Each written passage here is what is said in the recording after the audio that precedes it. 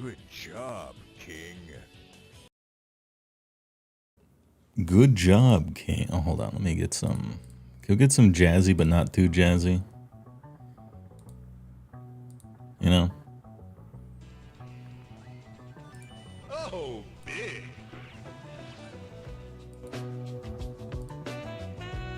Like, not too jazzy, but kind of jazzy. How you guys doing this fine evening? Oh, man. Big news. Suddenly, there was big news. Let me go on a walk real quick. How you guys doing? Every hay has its woe. You're right, Bear Grill. Singular. Music might be a touch loud, but it won't be during the main segment, so as not to ruin. So fucking big. Good timing. Oh, just about on the, almost on the drop there. Thanks to the 204 bits and the 200 bits, Artorius. Loving that fun. Just a little, it's nice. It's a little, I don't know, it's rainy outside and there's a coffee shop kind of music. You would, like, it reminds me of something I might see or hear, I guess, in a Persona game. Sunshine in Black, thanks to the tier 1, 39 months. Not first. No, that was only great games. We were pretty close. Appreciate it. Ortorius for the tier 3. Quick, so like only 3 hours tonight, lads. Look, sometimes I meander. Sometimes we get caught up in a side conversation. This whole thing started just hanging out during COVID. I'm gonna hang out. I hope you don't mind. CJ Busta, thanks to the tier 3. Damn, we're gonna have to get a little guitar solo in here, I guess, for the tier 3. That's a big tier. Big Bohemia enjoyer, dude. Kingdom. Delivering the Kingdoms Come too. That game is actually sick. It reminds me of way back in the day when Bethesda made fun games. Just with no magic, you know. Brutal Burrito, thanks for the Brutal and the Burrito for 10 months. Appreciate it. And the Storm Chat image, I appreciate it. Warhammer video today was an awesome surprise. Oh yeah, dude, there's even more news, right? The Warhammer vid. That thing came out. We did it like 2 weeks ago or something. We didn't do it long enough ago for me to forget that they got rid of Eye of the Gods. So apologies, Slaves to Darkness players. Your army is slightly worse than what we were saying. But I guess it's a historical point of fact anyway, and it still ends up better than most. So, I mean, take it for that. Apologies. It was the heat of the moment. Also, apologies for the sound. I was operating under... I completely forgot about mic control because I was just on Discord instead of streaming, and I forgot about the distance and positioning to the mic, so I was a little quiet, so their editor bumped me up, and, you know, you can... It's a little fuzzy. So apologies. Next time I'll be better. And I probably have to fix the sound gate by turning it down a touch in the future. So I hope it wasn't too bad. Relaxing. Yeah, Everybody doesn't appreciate it like we connoisseurs do. dude, everybody doesn't appreciate it like we connoisseurs do. Ortorius, thanks for the 10 big ones. Double 5 gifter grips. Too many ad watchers in chat. That's true. Ain't nobody trying to watch ads over here. Thanks a lot. I appreciate it. Absolutely massive. Rainy Mint? Oh, what an appropriate name to have gotten that. Hotspur, Constant Ice Screaming. Okay, we're getting some regulars in here. No big deal.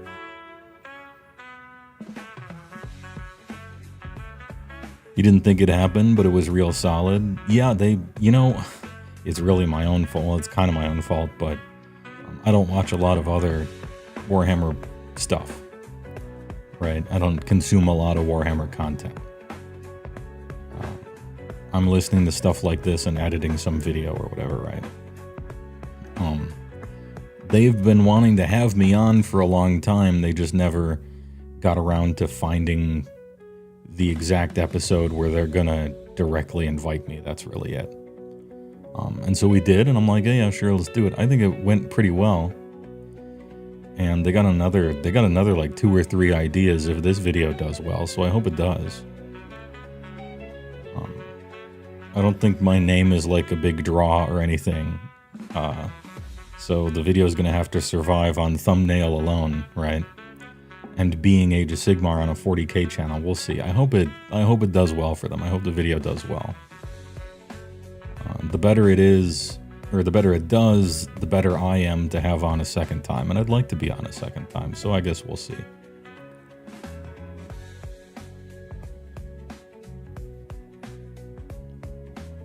Appreciate this might not be the popular opinion, but from the article and from how it looks, so far, Guyant W.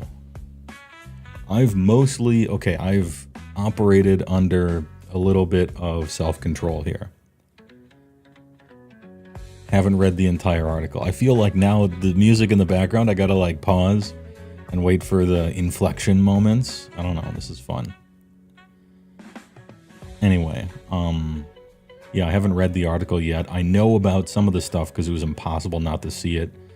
Like I clicked on my own Mox field and I saw little pinpoint stars in the night sky. This card is too powerful. This card's a game changer or whatever. So I've seen some of that stuff. I saw the main image because I had to make a thumbnail, but I haven't read the whole article. And after listening to what they said, well, I don't know if I want to talk about this or not. So that SG Arcade can chop this up without the background music. After our walk, you know, I got to think about his family. He's got 17 kids. You know, he's got to feed them. You know, he's got 3 warehouses he's managing. Anyway, remind me to do the whole beginning of... Remember to do my untap, upkeep, draw when we switch over to the news segment. Right now we're talking about Warhammer. I thought that was nice. There are a bunch of like Magic guys too. They like Magic, obviously. But yeah, it was a good one. Some other ideas for future Warhammer stuff, if this one does well, which I hope it does, are sort of like a your dad tries to guess the name of Pokemon kind of video, where it's me as the non-40K Age of Sigmar guy being like shown and told stuff about 40K, and there could be a funny back and forth there, you know, about things. A legitimate like Magic episode where you talk about Magic in some way, shape, or form. I got kind of a neat collection of cards that they maybe care about or don't. I'm not sure if they do Magic stuff or not. Seems like they do. One of the guys, Singleton something, that guy does that. Like, is it a Stormcast quiz that we did? Yeah.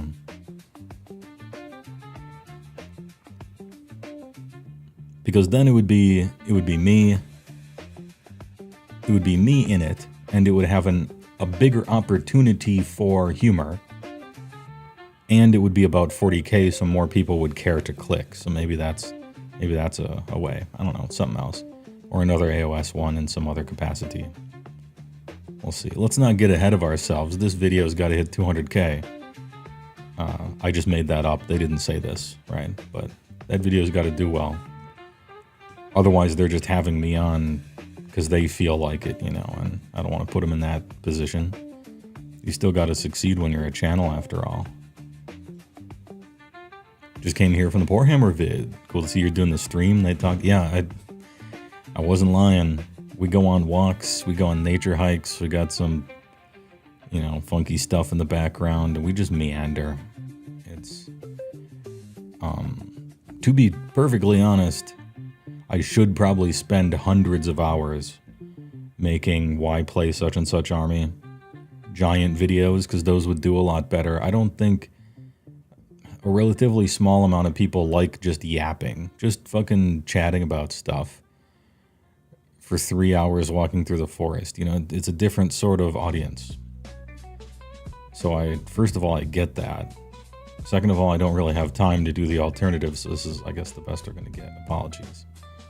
At least you can take comfort in being right that I should do that other stuff. If I had time to. And also that the channel is reflecting how popular a bunch of live YouTubes are. I think most people don't even know that there's a live tab you can click on when you're on a channel. Anyway, I hope you enjoy your stay here. They used to be a Magic podcast? Well, shit, dude. I used to be a grinder. Will fit right in. Currently retired. I just play Commander and I don't follow formats too much any longer. But I have an encyclopedic but random knowledge of Magic. And I'm bad with names. So what are you going to do?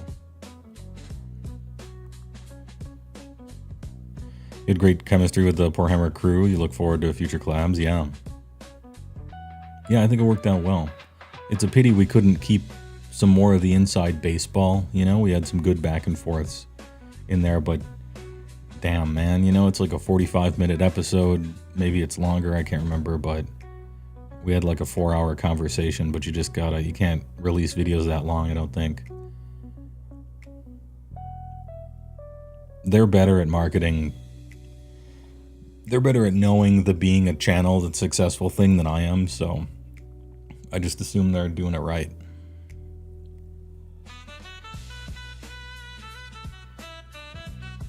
It was like an hour and some? Alright, yeah. For what it's worth, it's a great job at yapping about the only streamer you can handle. Well, I'm pretty low energy, as you no doubt have seen. I'm not exactly Jersey Shore in World of Warcraft vanilla, you know, hardcore screaming at people and playing MOBAs and stuff. But, you know, you do what you can, and the audience who naturally likes that will probably find you, hopefully. I suppose that's what you should generally do. Yeah, it's true that as a podcast, you can go significantly longer. You got to keep it to like 20 minutes otherwise, right? But I usually, when I'm searching for videos that I want to watch, I generally say minimum 20 minutes, but that's just how I am.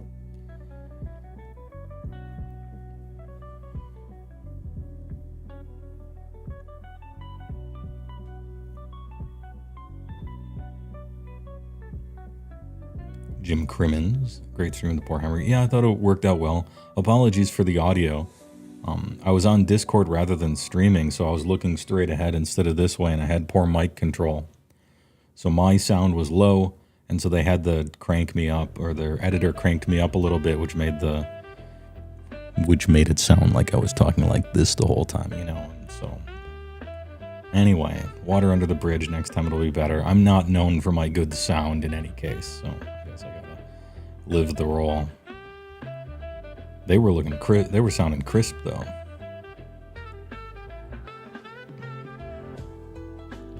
Finally brackets, and they are hilarious. I'm prepared to maybe meme on them a little bit, but I'm hoping for the best. It's the format that I play, right? So there are two wolves inside of you. It's one of those kind of things.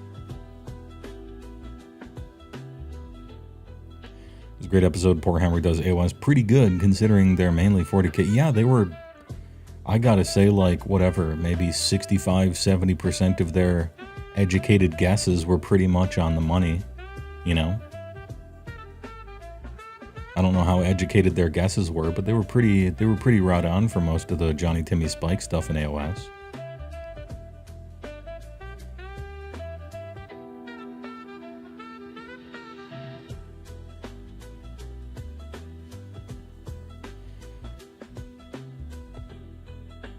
Excuse me, HeyWoah has multiple 15 plus hour HeyWoahs. Yeah, on HeyWoah Plus I do, yeah. On the second channel I do. You know, you've thought about this commander, got any ideas for a Thali and the Gitrog monster deck that isn't landfall? Yeah, that's kind of my problem, T-Bow.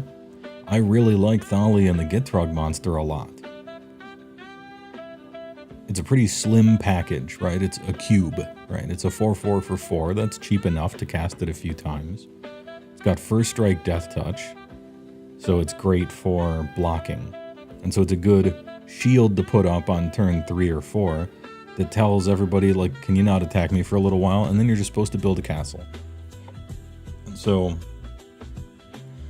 you can play Lands Matter, you can play Landfall, and you can play Sacrifice Theme. And those are the three things that it seems to be wanting you to build into. But the problem is, I already have those three things when I'm playing Glarb, right? I have a Glarb deck that does that already. I'm not trying to make 2 Field of the Dead decks, right? So, you know, we have this Commander in Abzan colors, and I like Abzan as a color combo well enough. And she's like generically good and pushes me in a direction of a deck list I already play, and I don't want to double up. So, yeah, I'm kind of at a loss too. I haven't thought about it too terribly much, but I don't know where to go with it. Dolly and the Gitrog monster. Anyway, that was a long way of explaining that I'm kind of probably where you are with it. You know, the world is wide open. You can kind of make it however you want. You don't even have to lean into lands. You could just use her to ramp and draw cards, right? So you can go a lot of ways with it. I guess, to be honest, you probably have to find some sort of funny engine or cool theme and then just place it into a Thalia Gitrog monster deck. Maybe that's the way. Anyway, I'll puzzle over it a lot more in the future, because we just learned the beta test rules for how we're supposed to play Commander. We got the bracket system. What a segue. We're not even on 2 wheels. It's kind of telling that most of the corrections are, this was the case, and in 4th it made it worse. Yeah, 4th edition did a lot of things right. But one of the worst parts about 4th edition is everybody's army rules got generic, simplified, and boring. To me. It's like a criticism I have. The army rules themselves are really streamlined, really homogeneous, and I think kind of boring. I think it's reflective of Matt Rose coming in from video games. Because it feels very video gamey, where every army has essentially one build you're supposed to play. None of the other options matter too much, and the balance is really good, and there are balance patches all the time. And so while he has brought a lot of good things that AOS has never had, or even a GW game might never have even had, he's done a lot of good stuff. I feel like we were given a learning computer, you know, and we needed a team, right? We got the logical computer brain, comes from video games, is here to balance the metagame and make all the things even, and constant updates that are actually good. All of the indexes and balance patches are generally positive, or very positive even. But we need that crazy creative guy as his partner. You know, we need those two to be constantly fighting amongst each other. And it feels like we don't have that. We just have the brain guy, who's very good at doing the brain things. But we need that crazy, chaotic, creative dude as well. Maybe that's the way I'll describe it.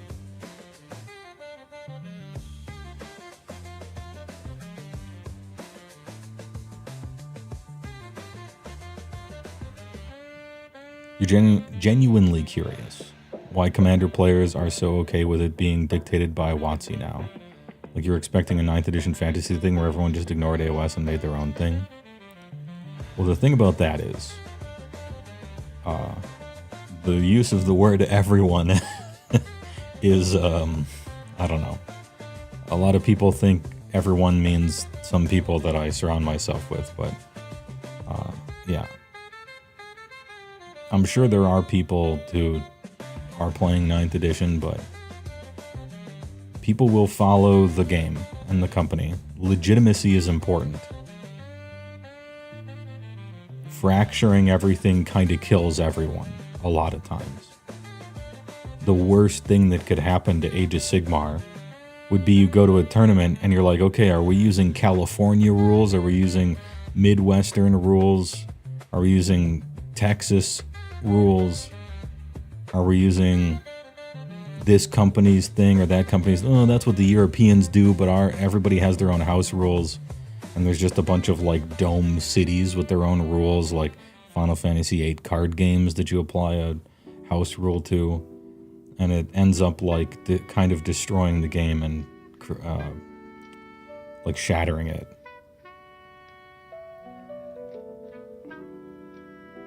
And as long as you're not overtly destroying everything, people will follow what is the official, even if it's not the best or a thing or two they don't like. You'll follow the official thing en masse if we're talking rule of large numbers.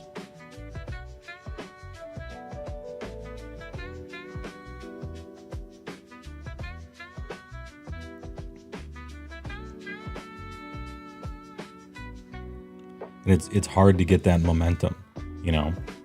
Tiny Leaders tried it, Rainbow Stairwell tried it, Dan Gray tried it, a million different Highlanders and stuff tried it. That one format, French band list 1v1 commander that I've never seen anyone play in my life, but they assure me some people do. What's it called? That one format they invented where you have a planeswalker and one sorcery or something like that. You know, there's a million little formats trying to sprout up, and you know, a billion people try it and 999 million die. Yeah, Oathbreaker, that was it. Can I walk into a card shop and agree to play generally the same game? You know, if you disagree with one big decision, you can rule 0 it, I guess. If you're playing with just your friends, you can never do whatever you fucking want, right?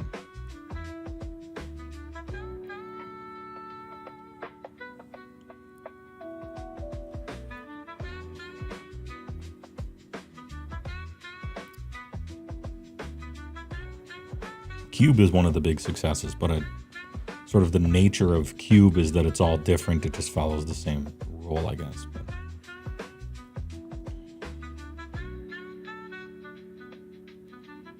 yeah, Dan, or Dan Dane, I'm not sure how to pronounce it. It's that 4-1 for like double blue from, what's that, Arabian Nights? I can't remember. With the fish. I always thought it was a boat. And then I looked at the art closer 10 years later and I saw a fish underneath the boat.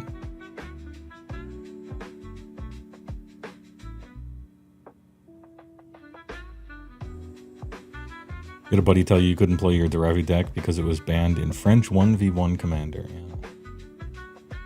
French 1v1 Commander is just very, very, very different than normal Commander. Right. That's why it has a different ban list. You don't want to be too snarky, but you said it was your friend, so maybe you can give him some shit and be like, oh, well, then it's lucky we're not playing French 1v1 Commander. Got him, right? Isn't it kind of a different situation when it used to be community-driven and now it's corporate? No. Still called Commander, same company prints the cards, same people play the game. Fundamentally, the way you play Commander hasn't changed whatsoever.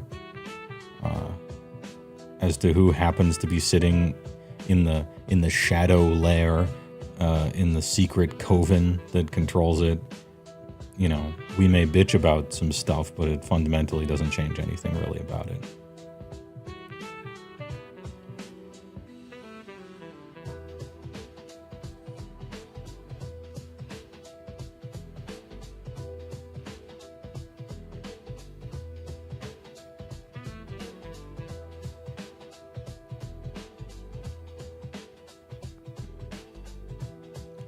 Your friends don't understand that Urza being banned in 1v1 doesn't mean that he was banned in regular ADH, yeah.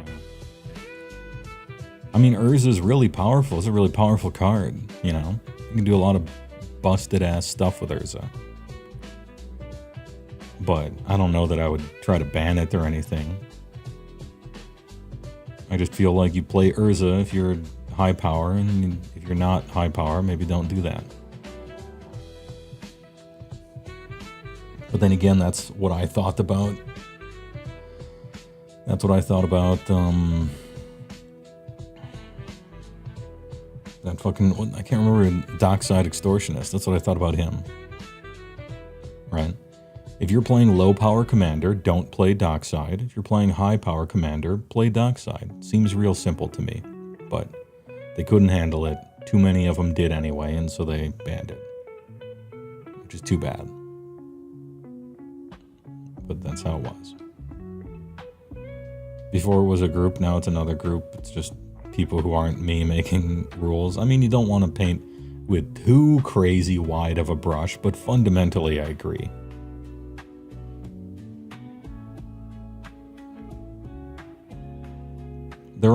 There are meaningful differences, especially as far as incentives are concerned. That's something to be concerned about, right? And all sorts of other stuff like that. But fundamentally, sure, like it's still Commander.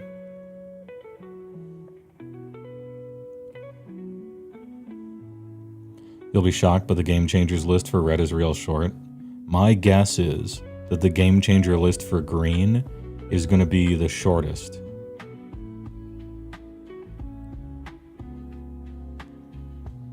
And there's going to be a bunch of cards on it that I disagree with. But we'll see. We'll see. I'm ready to meme on it, but I'm hoping that it's well thought out. I believe they said this was a beta. It's a beta test. So we have Urza, Kenrith, Tergrid, and Surak Dragonclaw. They aren't the best players, so you'll get to play with your meme commander, because punching bears is funny. Dude, the bear punching card is an all-timer. That thing, what a good idea. There was a bear punching card and a dragon punching card. Or maybe it was a dinosaur. I think it was a dragon punching.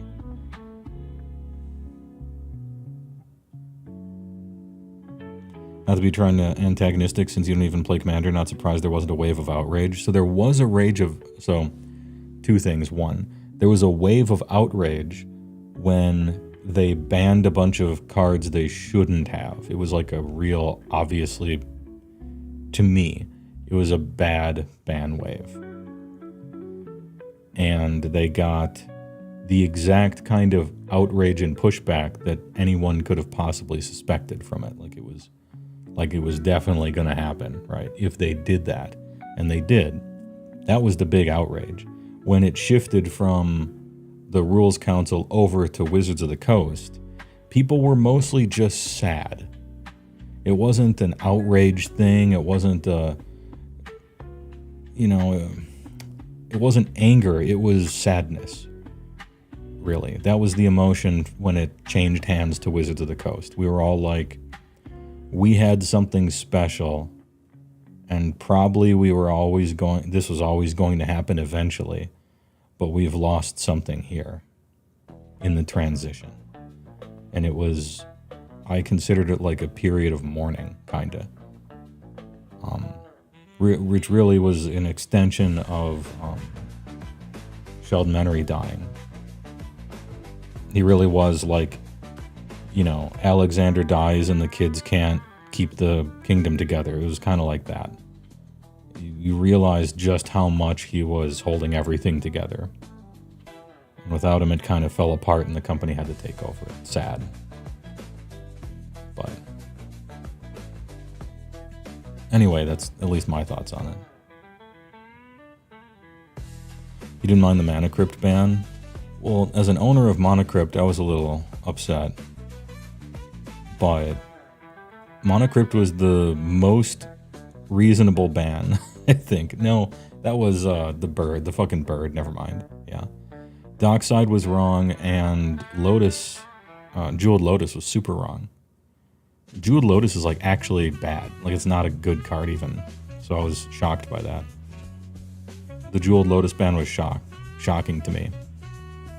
I played it in 0 decks. I don't think it's even that good. Weird. That was a weird one.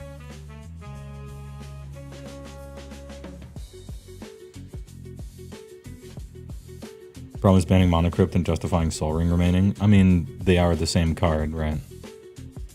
Like, Crypt is better, quote unquote, but yeah. Sol Ring gets a free pass, everybody gets one. Logically, it doesn't make sense, but it's not a logical argument, and they tell you that. They're like, nope, this is the mascot of the format. If this was a format that gave a fuck about fairness or balance, we would ban Sol Ring, but it's just not that format. It's the only format that's not competitive, and this proves it. It's like a proof of concept almost. so I don't care. I don't even use Soul Ring in all my decks.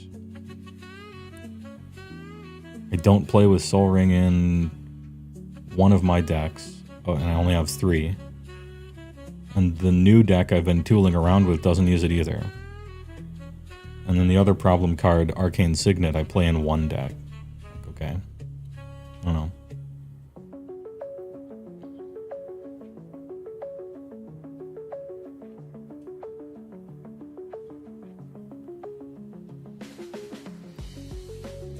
Perhaps a touch of disgust also. Thin Trends, I didn't read the green name.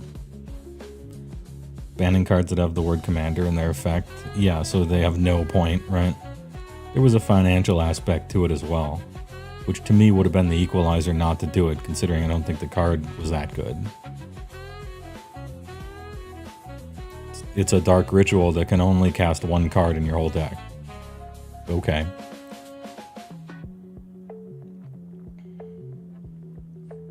Whatever, but that's all. Speaking of what we're watching in the walk here, that's all water under the bridge. All right. Music. Chill. We'll do a little news segment. And then I'm going to read through the article. You guys are starting to mention some specifics, and I only know the things that when I looked at my Moxfield deck, it told me I had illegal cards in it, so I only basically know that. Let's read the article, and let's start the SJRK thing right after a word from our sponsors.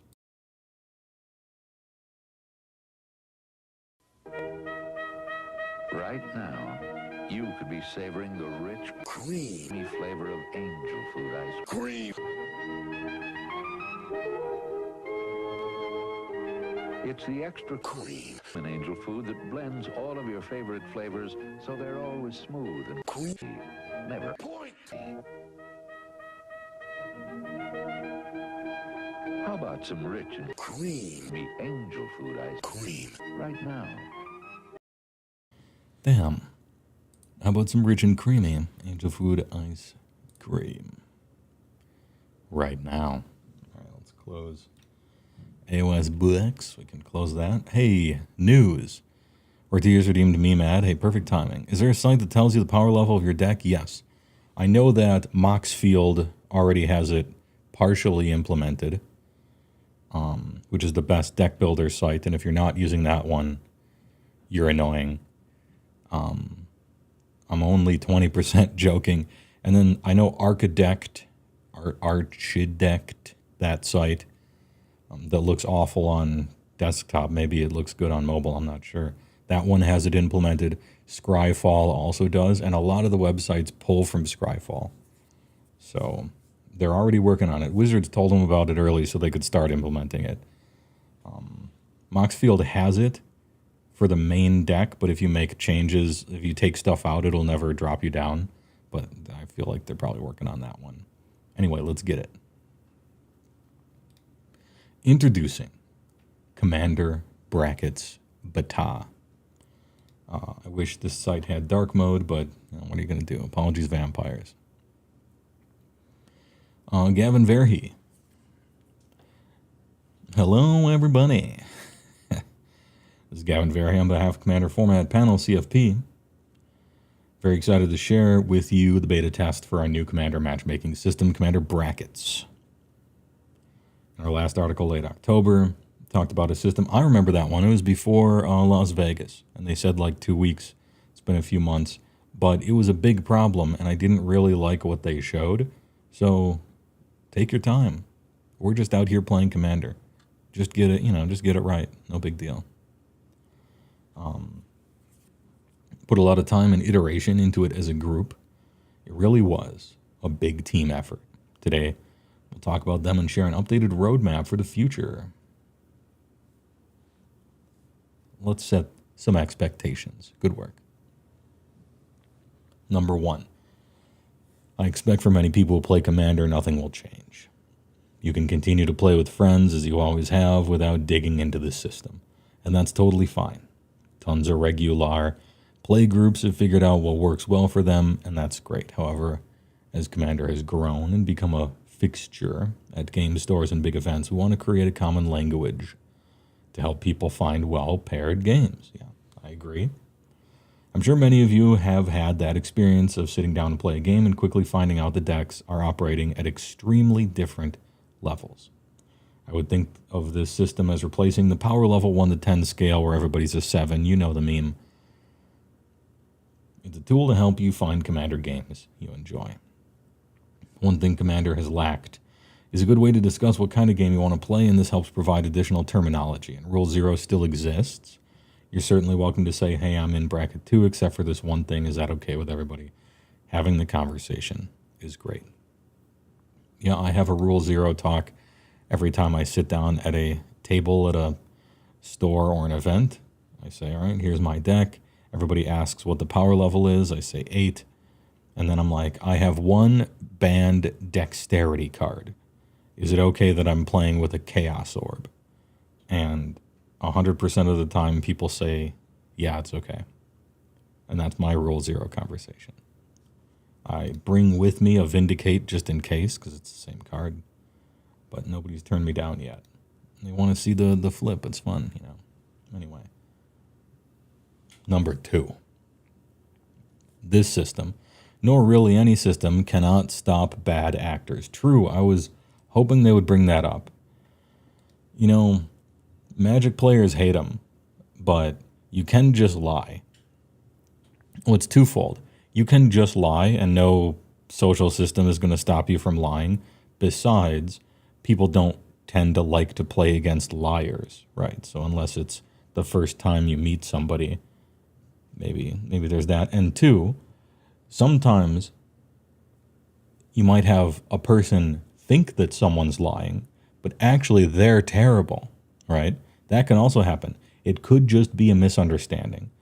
The person says, my deck is a power level 7, and objectively that's true. And then you have a player with a power level 3 who thinks their deck is a power level 7 and thinks they know what a power level 7 is, but they're just wrong. And then they say the first person lied, right? So that it could be either or, and oftentimes it's a little bit of a mixture. And what I'm talking about is, yeah, there are just liars trying to get one over on people, but I think more often the case is that everybody's got a different idea about what is casual, what isn't casual, what's fun and what's not, what a power level 7 means and what isn't. And I think if one person rounds up and the other person rounds down, now you got a 4 split, right? So I think that happens. And, you know, you're probably not going to stop that, but I don't know that there's any way to stop that. You can define your terms a little better, which I think is what they're trying to do here. So anyway. Lying doesn't stop bad games, but it does prevent rematches. Yeah, there's that. Yeah. What new players think is OP is adorable. Yeah, but you can't give them...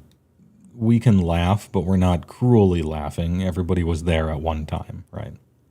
So, a lot of people just want to play games in earnest. P. Worrell? Ernest goes to a Magic Con? I want to watch that movie. And this aims to help in that regard. There are many ways to game the system. Also, Magic players are trained, like the game trains you to game systems, if that makes sense. Some people just can't help themselves. Be honest with yourself and others as you play with them. And number 3, we want to stress that this is a beta test. Your feedback is going to be critical. I'm going to issue some feedback, probably. Maybe I'll make a video about it real quick. While we are excited about this, we also be very surprised if it was perfect. So please, I encourage you to tell us your thoughts. Commander channel and the official Magic Gathering Discord. It's a great place, as well as other social media outlets. Getting older has taught you love giving feedback. I love giving feedback. True, but I don't know how many more times I can have the counter spells or OP conversation. Well, there is that. Yeah. Another place we'll be watching the feedback for is MagicCon Chicago. I want to be sure to have this out ahead of the event so we can see it put into action there. A portion of the command zone will be designed for testing this, and I expect members of CFP Wizards staff will be stopping by. Oh, hey, good idea. They're like, good. Try it in real life, see how it works. This is an iterative process.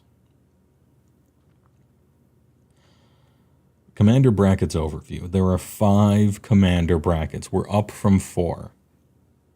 And now we're at 5, which is actually half of what there used to be, which is 10. 10 was obviously too many. Simply having it probably, yeah, I think I'm fine with there being 5. I think it is okay to have an exact middle of the road, to have a 3 out of 10 or a 3 out of 5. I think that's okay. Everyone probably gravitates towards that in any case.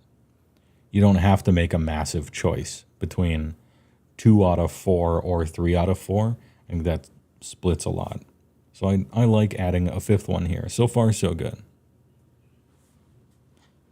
Each one is meant to classify a different kind of game experience. Brackets 1, 2, and 3 are different levels of socially focused play. I feel like we're using euphemisms here. My high-power commander games are very social, but, you know, I guess that depends on what you mean by all this, right?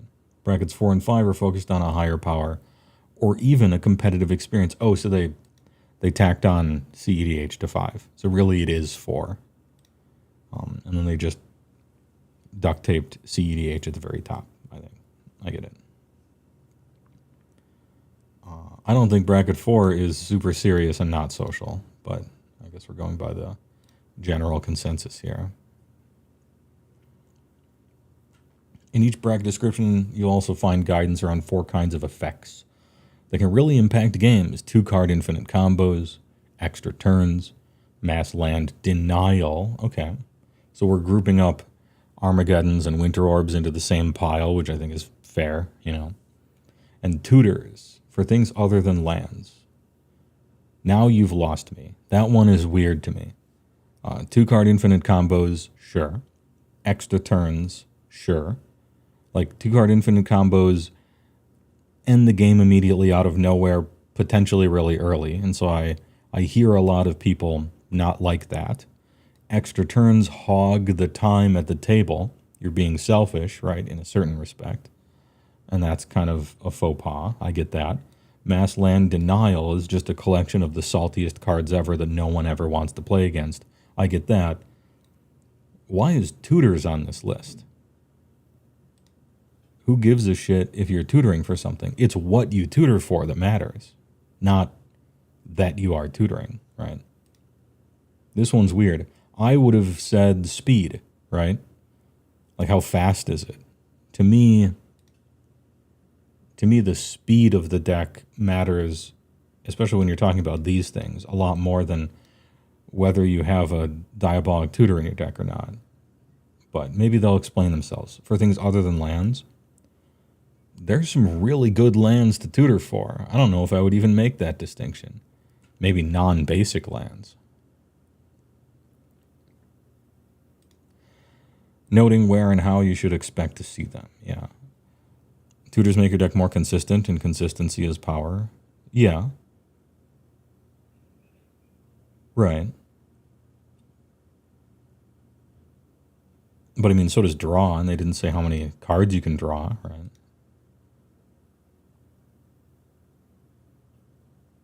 If I play with cards that cause me to flip coins, is that, maybe. Primetime only tutors lands. He's fine. Yeah, we're unbanning him. It's easy. For a little bit of additional definition around mass land denial, this is a category of card that most Commander players find frustrating. Yes, obviously agree. So to emphasize it up front, you should not expect to see these cards anywhere in brackets 1 to 3. I haven't been used to seeing them anywhere in all of Commander, actually, right? Because, well, when you call it mass land denial rather than mass land destruction, I guess not true.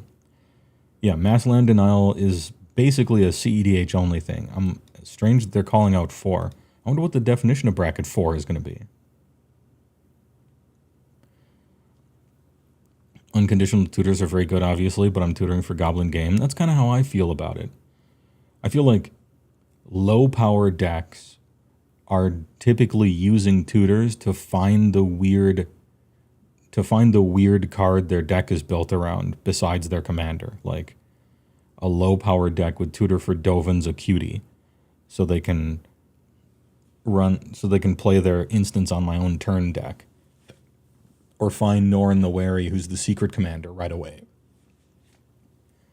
Or I'm going to Vampiric Tutor right away so I can get Ozolith, so that when my commander dies, I don't have to rebuild for 6 turns. And all those things are fine, and you're just doing low-power things with those cards, right? And then mid-power commander decks are playing tutors like Richard Garfield intended. You know, they're finding answers like Toxic Deluge, and they're finding protection like Lightning Greaves, and they're finding win cons on turn 10. And so that feels like it belongs in mid-power commander, right? And then high-power commander is searching for probably the whole list of the problematic cards they talk about. They're looking for the One Ring. They're looking for Cyclonic Rift so they can win. You know, they're looking for their two-card combo that wins on turn 6 or 10. It's just a better win con than the other ones. And then in CEDH, you're just tutoring for Rhystic Study. I'm only half joking. Half the time you're just tutoring for Rhystic Study, and the other half of the time you're just playing a vintage deck, right? So you're finding a solution to whatever problem you see at the table, real or imagined, right? Like Ancestral Recall draws you cards, but if you only have bad cards, I mean, it's still a powerful card, but okay. Anyway, yeah, that or Necro, I guess. I disagree with this tutor thing being here, but maybe they'll explain themselves and then I'll agree.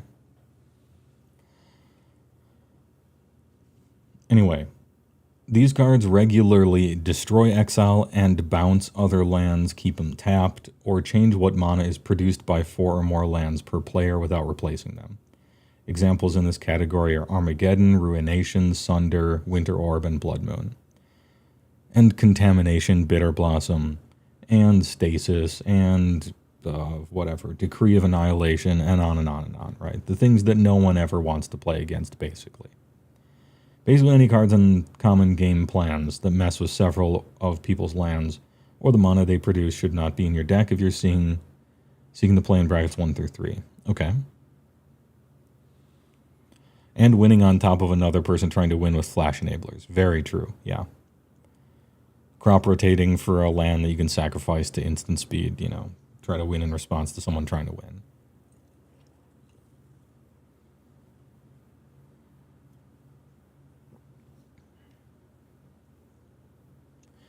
What about tutors with really terrible rates, like the 4 mana ones they print nowadays? I don't think that matters nearly as much as what your mindset is when you're building the deck and playing it. If you're putting tutors in a bad deck to find a bad funny card early because you want to play Shared Fates, and that's what the deck's about, then I think that's fine. And if you're playing a good tutor to find a bad card, then that's the type of commander you're trying to play. And if you're using a good tutor to find a good card, then you're at bracket 3, and if you're playing a good tutor to find a broken card, then you're playing 4. But then again, we'll see what this whole thing is. Additionally, you'll see some references to game changers. I saw this name. I think this is a good name. This is a good idea. Game changers. This is a new small list of cards that we'll share at the end that these brackets refer to and are cards targeted at higher bracket play. Okay, so game changers are like, let me guess, the One Ring, Necropotence, Thassa's Oracle, maybe Smothering Tithe, Rhystic Study. Just the cards that are supremely powerful and kind of warp a game, but aren't worth banning. I wonder how much salt is going to go into the game changers or not. Maybe Teferi's Protection, depending on how much salt matters versus power level. Guy's Cradle. Yeah, Guy's Cradle obviously belongs on the list. Probably Cabal Coffers 2, probably Sarah's Sanctum 2, you know, just things that probably maybe should be banned if the game was as casual as they pretend it is, but we like to play high power, so we're not going to ban them.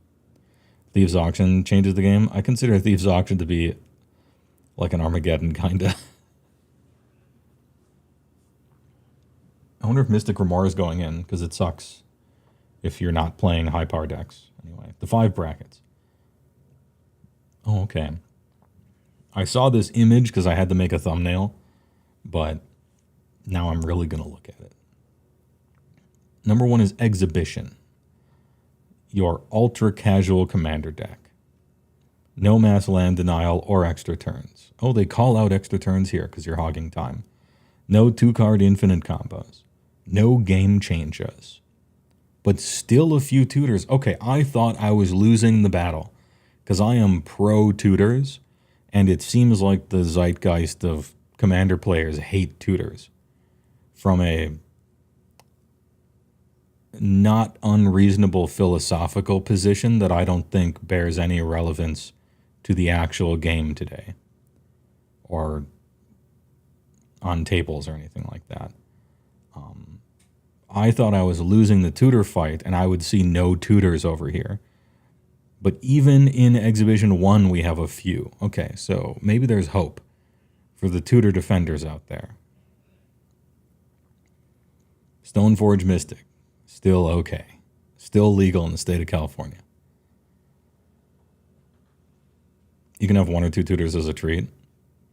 Wish Claw is one of your favorite tutors. What about the Symmetry one where it's the black card that you and somebody else get to both tutor? That thing's kind of funny. Anyway, no mass landed now or extra turns. Yeah, all that shit is annoying, so I agree. No 2-card infinites. I don't, I like 2-card infinites, but obviously this is Expedition 1, so sure. No game changers. But still a few tutors. Sure, yeah, do that. Okay. So this is like I put together a commander deck out of a shoebox and I don't know how to play. Or I'm trying to do something silly-willy and I don't want anyone to be doing anything like good, and we're trying to have a weird like Mel Vorthos kind of game. And I don't see why there can't be room for that sort of people. Is that a precon is 2. Okay. Do we really need a bracket level for draft chaff? Maybe I'm being too critical. You could build a really powerful commander deck out of this, actually, if you wanted to. It'd be against the spirit of everything, but you could certainly do it, right?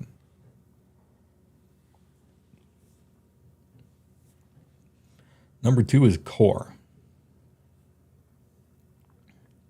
The average current pre-constructed deck. No mass land denial. But extra turns are fine as long as you don't chain them. I think I disagree. I think the average casual players are like no extra turns at all until we get to maybe the middle of the road, and even then I'm not sure. Maybe I'm more conservative with extra turns than I am with tutors, and it's just how everybody feels about that. No 2-card infinite combos, no game changers, and a few tutors. I'm assuming a few means 3. Are there some precons that gave extra turns, and that's why this decision was made? No, because I'm sure there's going to be game changers that are in precons. Well, maybe not, actually. If you're going to have a bunch of precons, then it behooves you not to make any of them kind of illegal in the precon tier. Maybe they'll explain themselves later on. Upgraded, beyond the strength of an average precon. No mass land denial, no chaining extra turns, but extra turns are fine.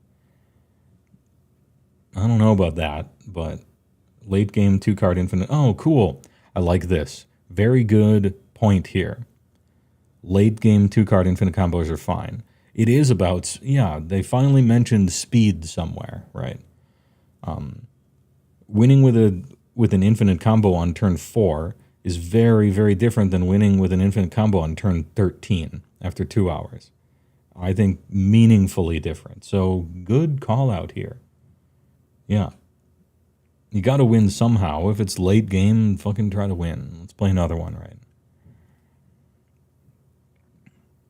And you can play 3 game changers. Not 4, but 3.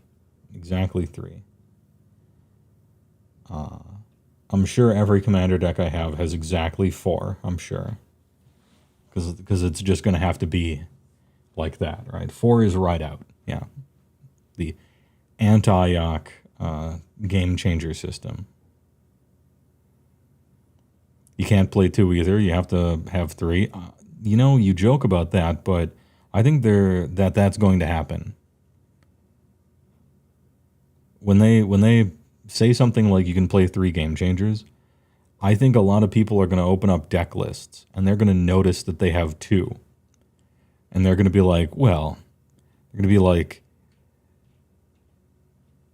Bilbo holding the ring. After all, why shouldn't I? I can put 1 more in. It doesn't change anything. I think it actually, interestingly, if your deck is already a 3 and you have like 1 game changer, I think subconsciously you're just going to like put 2 more in or feel that push maybe.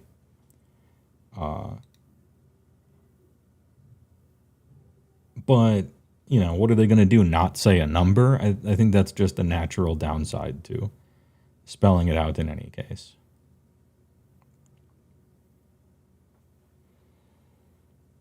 Yeah, why should I leave my own power on the table?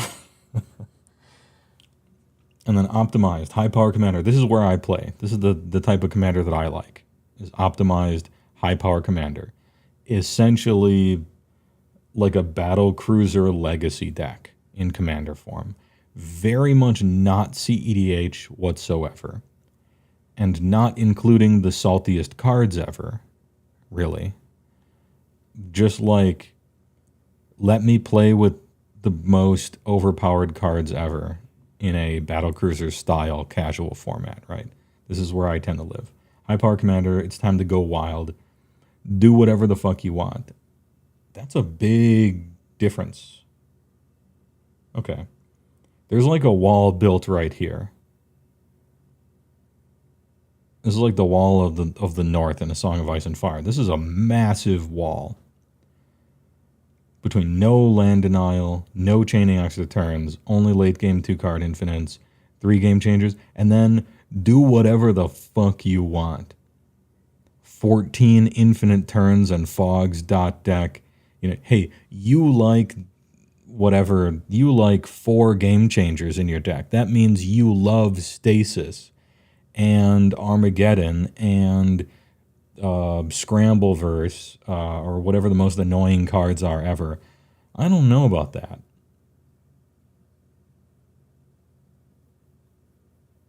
I think there's, to me, how do I say this in a way? And then it's just CEDH, which is fine, right? I think that either there needs to be a 3.5 or we need to better define the difference between 3 and 4 here. To me, there's a big difference between I like to play a pile of legacy cards as a battlecruiser format versus we love the meanest, saltiest, most annoying cards ever, and we want to play against all of them all the time. To me, that's 2 very different things. But maybe I'm a weirdo.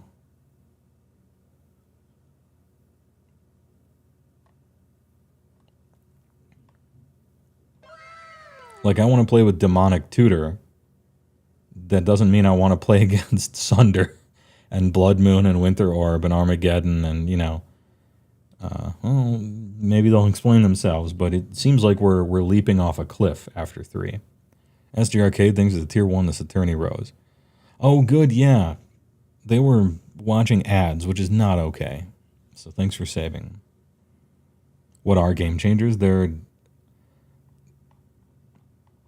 Okay, they talk about them later. I just looked. They're easing us into it, it seems. So, good question. Throw down your Alter Casual Commander deck, bracket 1. Winning is not the primary goal here, as it's more about showing off something unusual you've made. This sentence is true for every single bracket except for 5. I'm gonna put my foot down about that and make a declarative statement. This is the essence of Commander, whether you like Demonic Tutor or Dovin's a Cutie or Norin the Wary or Ladies Looking Left. And even 5 contains some of it. But primary goal in CEDH is for sure to win, obviously. But yeah, this is tier 1, 2, 3, and 4 for sure. That's the whole point of Commander, right?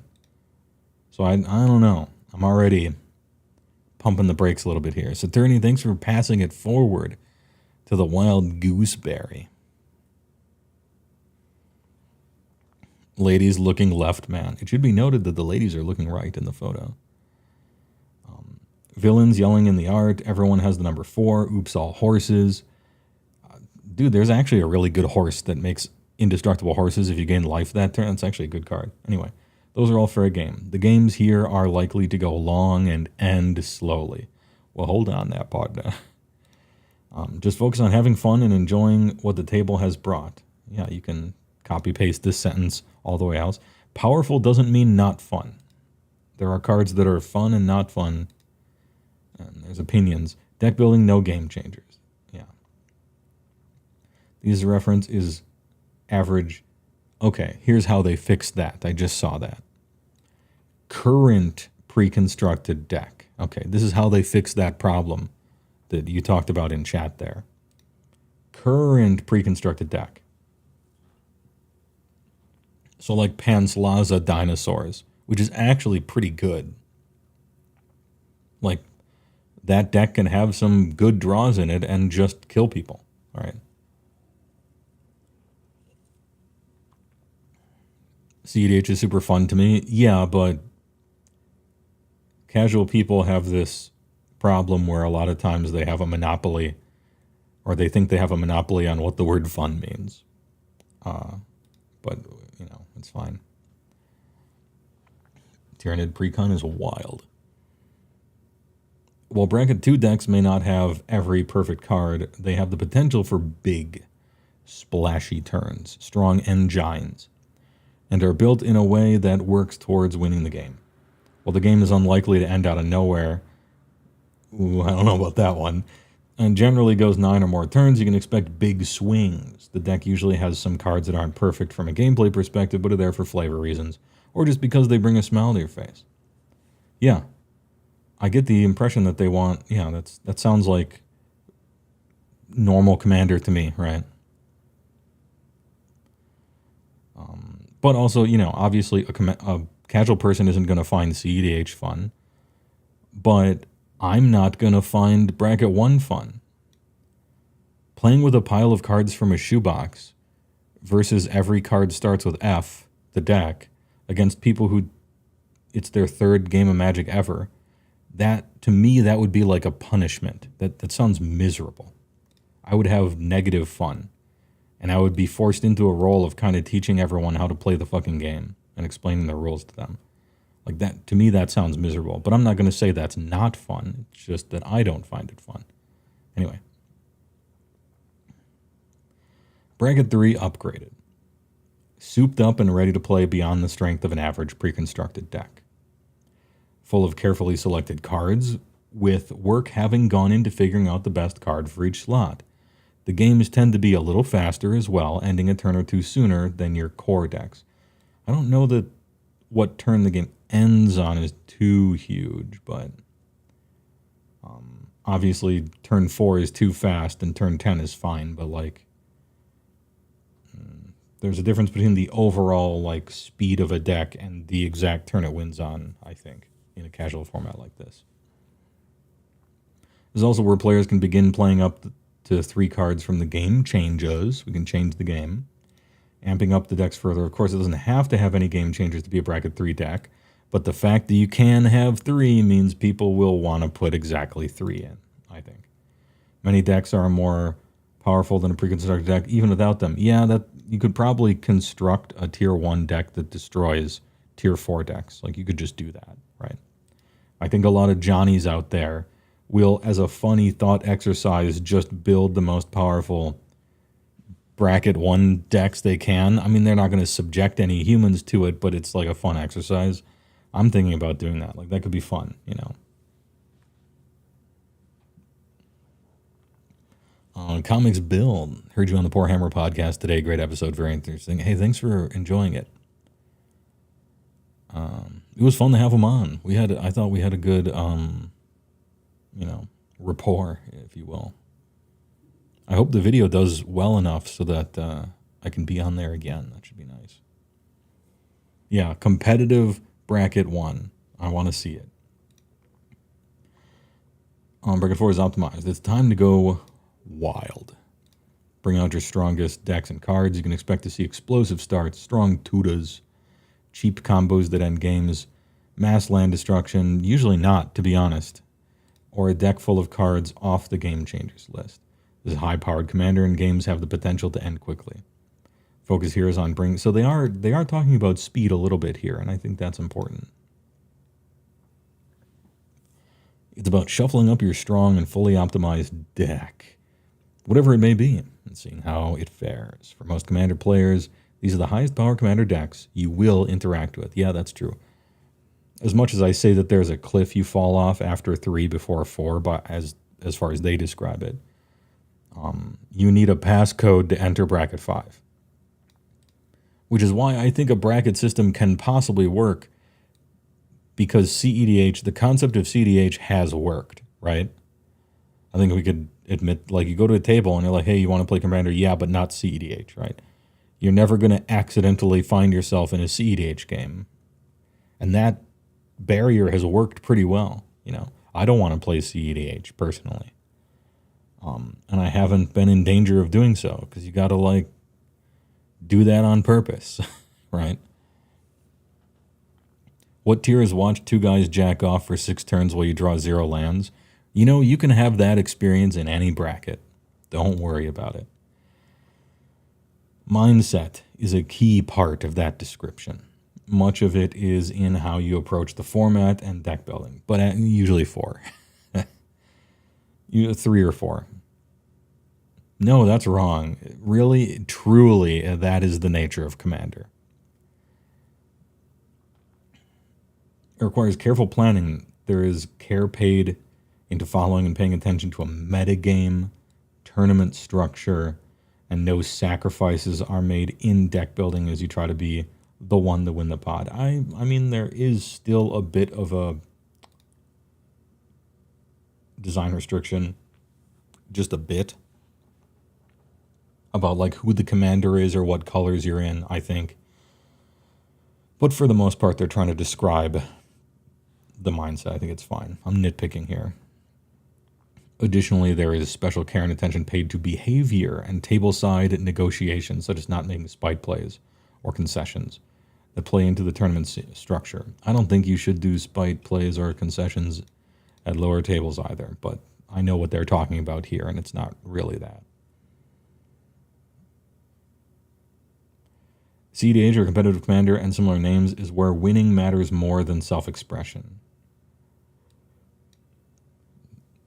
Look at the definition of the Spike psychographic profile and shake your head. Winning is the self-expression. But so is playing optimally, being perfect, and making like ingenious calls and plays and guesses and stuff.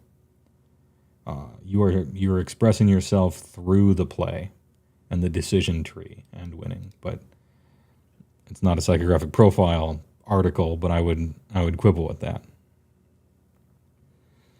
You're here to express my truth. Yeah, persona.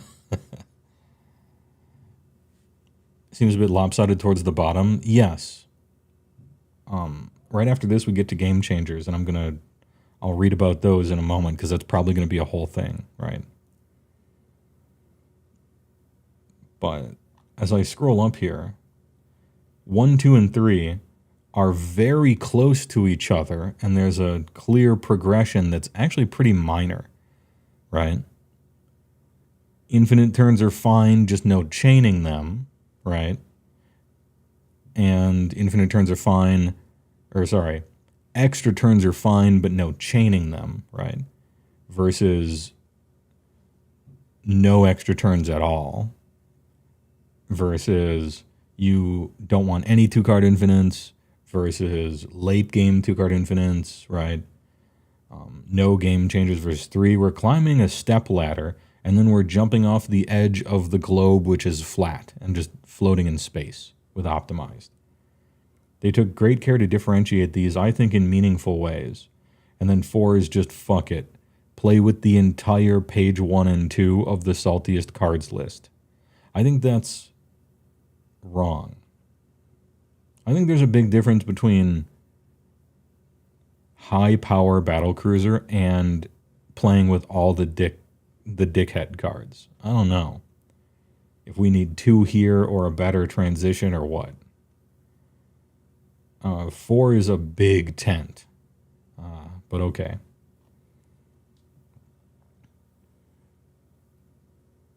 You have expressed yourself with surprise infinite squirrels. Yeah, it's just a squirrel nest. Don't worry about it.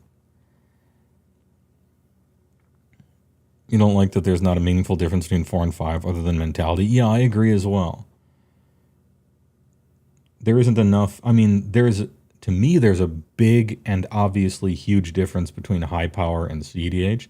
The way they explain it here is like, just don't pay attention to the metagame, and you can play ad nauseum tendrils in optimized. Like, who gives it? I don't think that's true.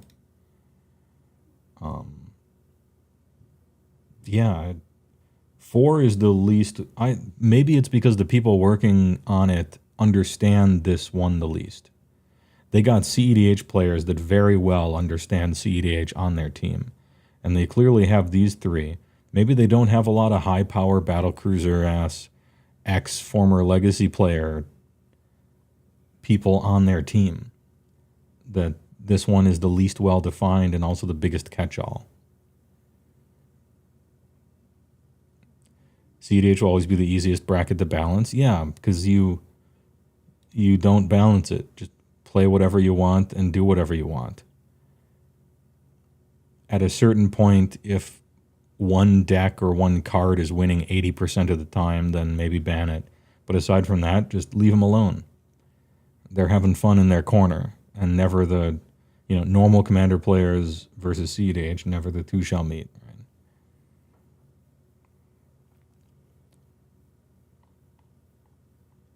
Anyway, let's talk about the game changer list, because this is going to flavor the rest of my discussion. I want to know, what is the game changer list? You saw several mentions of this list above. This is something new that we want to introduce. We think it will be a huge help for matchmaking and understanding the format. Game changers dramatically warp commander games, allowing players to run away with resources, shift games in ways that many players dislike, block people from play, efficiently search for their strongest cards, or have commanders that tend to take away from more casual games. Unlike some previous systems that we discussed, it's only a single additional list to track. Okay? So there could have been more additional lists to track, but they wanted it to just be one list. So, allowing players to run away with resources, Gaia's Cradle, Sarah's Sanctum, Cabal Coffers probably. Shift games in ways that many players dislike, every card on the salt list. Block people from play, every card on the salt list. Efficiently search for their strongest cards. So, Demonic Tutor, Vampiric Tutor, right? Or have commanders that tend to take away from more casual games, which is a lot of commanders, actually. I don't know.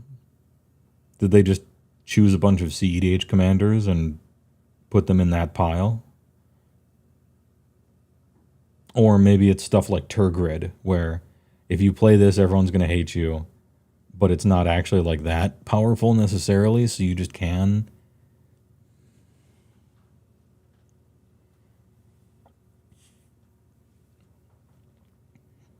In addition to that function, you can imagine this as sort of a watch list. Oh. Any future bans are likely to come from this list, save for maybe something that shows up in a new set and immediately causes problems, like Nadu. Yeah. Deserved. Similarly, unbanned cards are likely to end up here. Okay, so it's a stepping stone. This creates a nice half step between the ban list and showing up everywhere.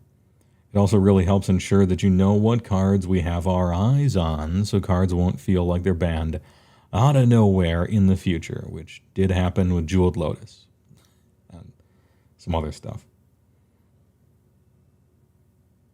Maybe Gaia's Cradle, but you don't feel strongly about it. I think Gaia's Cradle is for sure in here. All the lands to tap for $1 billion.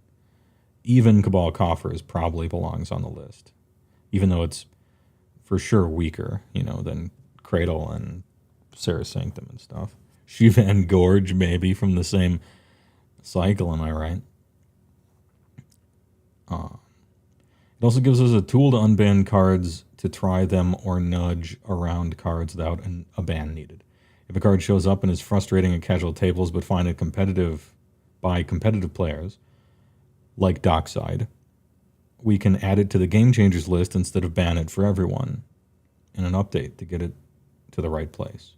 Does this mean we're unbanning Jeweled Lotus and Dockside and just making them Game Changers?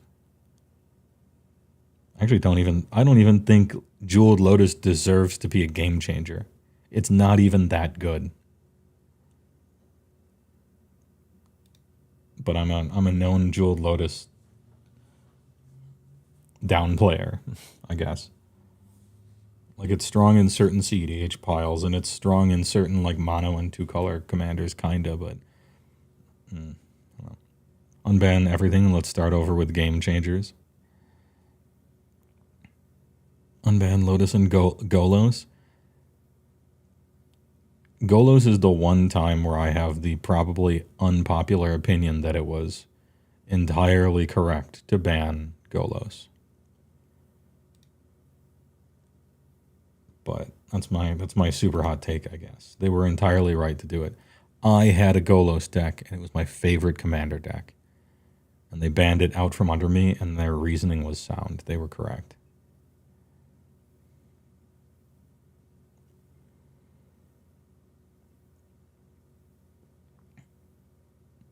It's not unlike how Commander and Highlander adjust points every now and then. Sure, okay. Now, to be clear, most of these cards are unlikely to be banned. Oh, good, they're letting us know. So this isn't like a watch list. And here we have Gaia's Cradle, that's no surprise. It's good that they point this out. You shouldn't go trading away your Gaia's Cradles for $3,000 worth of stuff in Concern. However, it is a clear signal for players to know that these cards indicate a different kind of play, and that others might prefer not to play against them.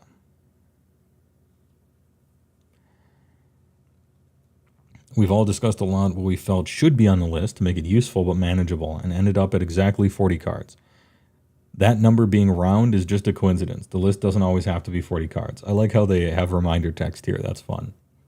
Before you start looking into it. Here's our initial Game Changers list for the Commander Brackets beta test. Should we play a game? Guess the card.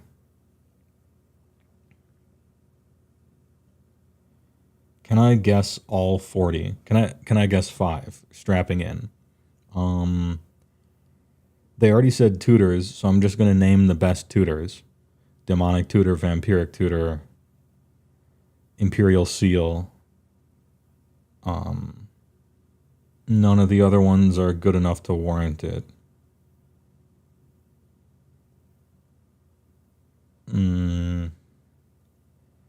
What were their other categories? Let's see if... Obviously, Gaia's Cradle's on there, so is Sarah Sanctum. I think maybe Cabal Coffers could be... The thing is, like, Cabal Coffers is like a power level 3 card, and I don't think it's okay in 1 and 2. But if we're talking about game changers, yeah, I think Cabal Coffers might be worth it. Cabal Coffers is kind of like no big deal up here, but I think putting it in your weak deck really changes it. Worldly Tutor, Craterhoof? No. Note the game changers are noted by color, not the reason for being added, okay. You have guessed 10 of them so far. What were their reasoning here? There's some sentence, right? Game changers dramatically warp commander games, allowing players to run away with resources. So we, Smothering Tithe, Rhystic Study, we'll add that to the list. Those are obvious. The One Ring, obviously on there. What else runs away with resources in crazy ways?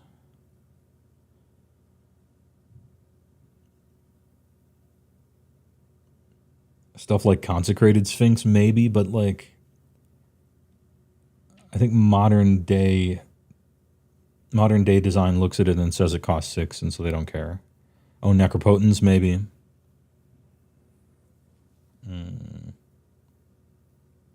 Necropotence, Ad Nauseam.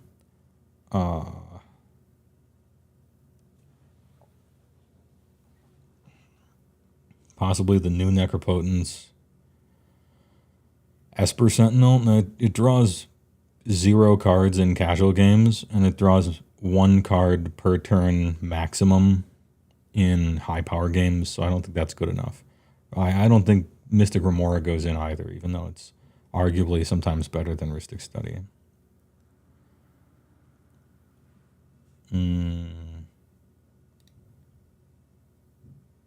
If they're putting in Vampiric Tutor, okay, I remember their previous list had Mystical Tutor in it, and it also had Personal Tutor, which is a terrible card. I hope they've gotten a little smarter about that. But there's a card that makes a lot of treasures. Have you named it? I named Smothering Tide. That makes a lot of treasures. Unless they've unbanned Dockside and put them on the Game Changer list, but I don't think they did that. There are 4 multicolor cards. I can't think of any multicolor cards that belong on a Game Changers list. They're probably commanders, I bet, if that's the case.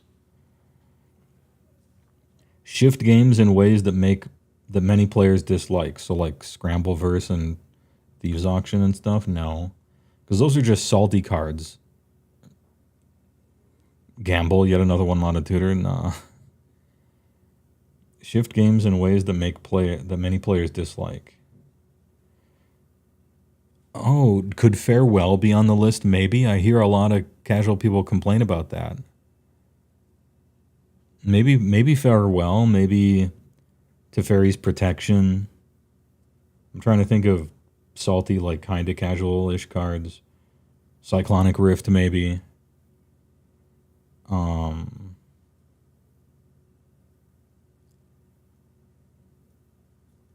Block people from play. Who's that 2-mana guy that stops you from casting your commander? That's got to be there. Who's the Notion Thief for tutoring your library? That guy's probably on there. 3-mana Teferi, 3-mana Narset, maybe, but I don't know about that. Yeah, maybe some hate bears like Gaddock Teague, possibly. Yeah, Draneth Magistrate, maybe. Gaddock Teague, maybe. The black creature I can never remember the name of.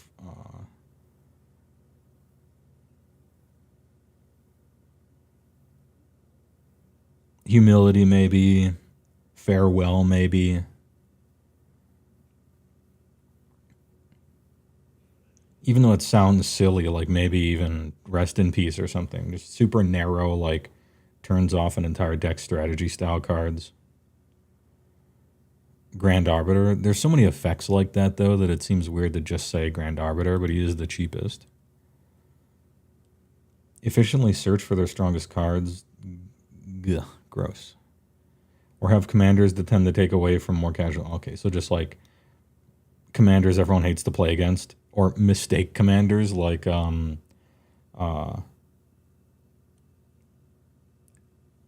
of the commanders with eminence. What's the Twitch Prime. what's the eminence commander everyone hates? Backside of the TV, thanks for the prime. Thanks for the 9 months. You returned, although it's not like you did anything when you were. Don't worry about it. Maybe this is like a warning everyone hates when you play this commander or whatever. Yeah, Dragon, Edgar Markov, Commander Ninjutsu, Turgrid. What are some other commanders that, like, you reveal it as the commander and everyone decides to just kill you?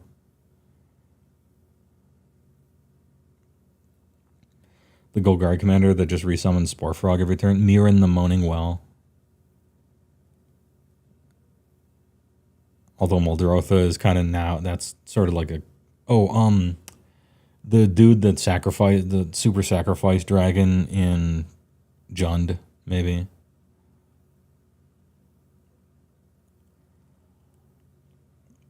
Derevi, maybe in 2014, but I think Derevi is actually kind of weak now.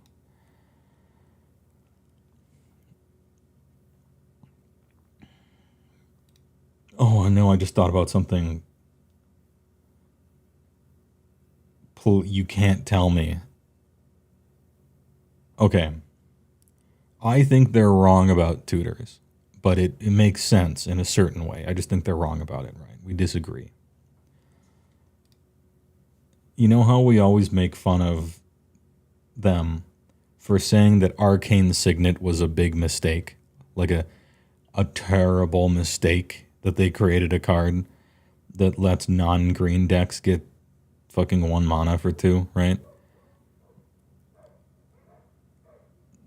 The free cards, the ones where if your commander's out, they're free. Those. Please don't tell me that those are on this list. Well, the good ones from it. That would be embarrassing.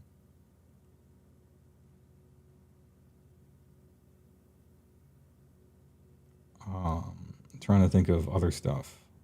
What's other stuff that just isn't okay, right? A single commander in the game changers list is going to have a lot more of an effect than most anything in there from the 99. Yeah, I agree with that as well. Yeah.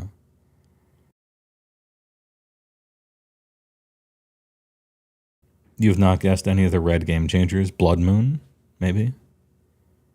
Now I'm thinking about salty cards. Yeah, Blood Moon, maybe.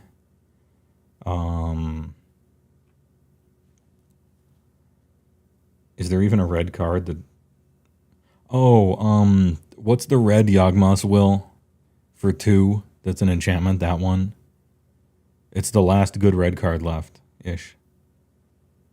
Yeah. Breach, yeah. Is that it? Is that the one? We're up to 15.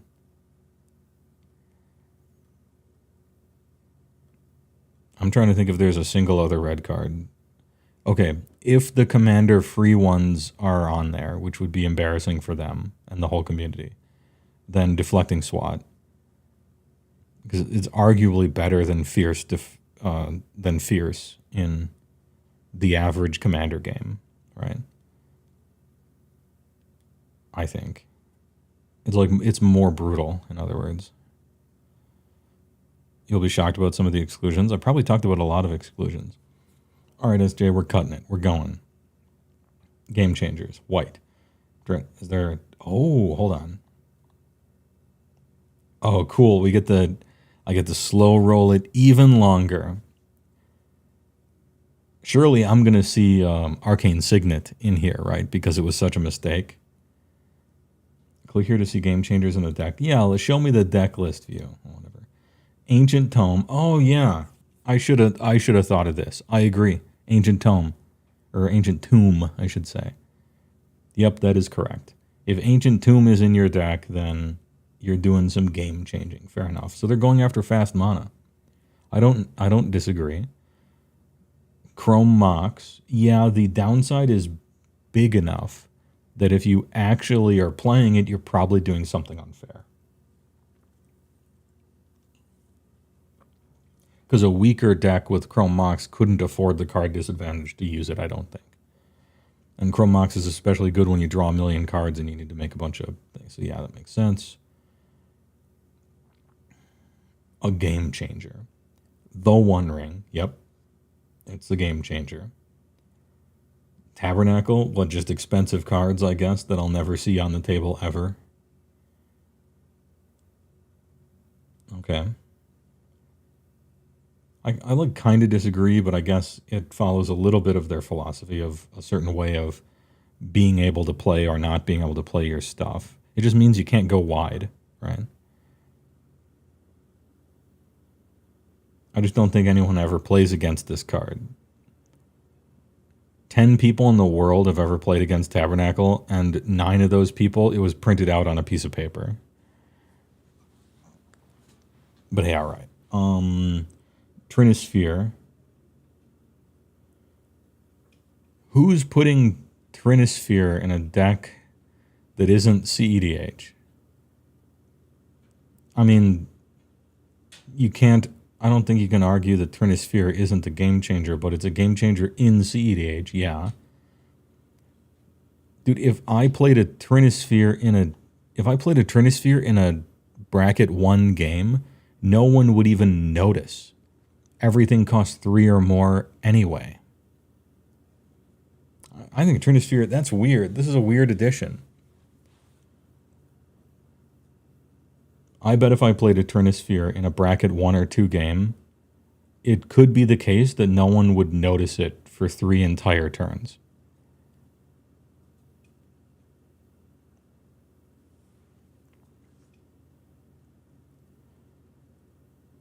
And so what is the you're like not allowed to play Trinisphere in the type of games that it's bad in anyway.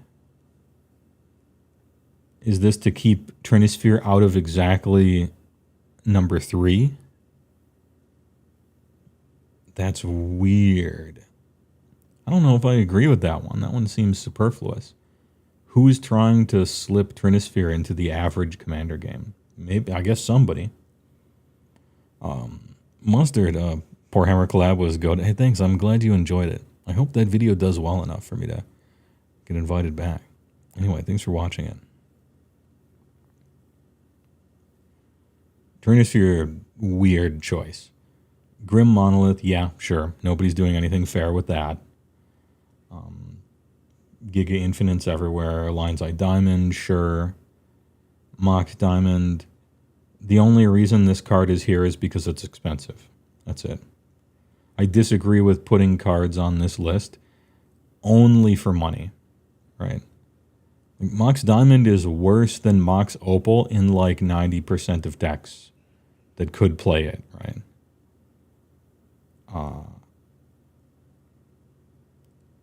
I kind of get Chrome Mox. I don't know if I get Mox Diamond, especially without seeing Opal here. This just seems like we searched for every card that cost $700 and put the playable ones on here. Tabernacle, weird. Monovault, sure, and Glacial Chasm. Crop rotated in the Glacial Chasm one too many times and it showed up on the list. Well, okay, fair enough.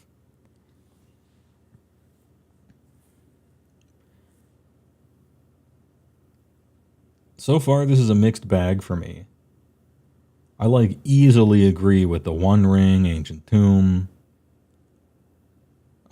Grim Monolith, Lion's Eye Diamond, Glacial Chasm, Monovault, maybe. Mox Diamond seems like it's here because it's really expensive. Chrome Mox, kind of the same thing. Tabernacle, kind of the same thing. Trinisphere just seems out of place. Did you agree with Grim and Lion's Eye? Oh, we're keeping track? Okay, well, how much wiggle room do I get? Do I have to say yes or no? Or do I have to be like, maybe, kinda no? Like, for your yay, mid, or nay? Okay. Ancient Tomb. Agree. Chrome Mox, maybe. The One Ring, agree. Tabernacle, who cares? Maybe. Trinisphere, disagree. It just isn't doing anything in the levels that would restrict it anyway. Grim Monolith, agree. Lion's Eye Diamond,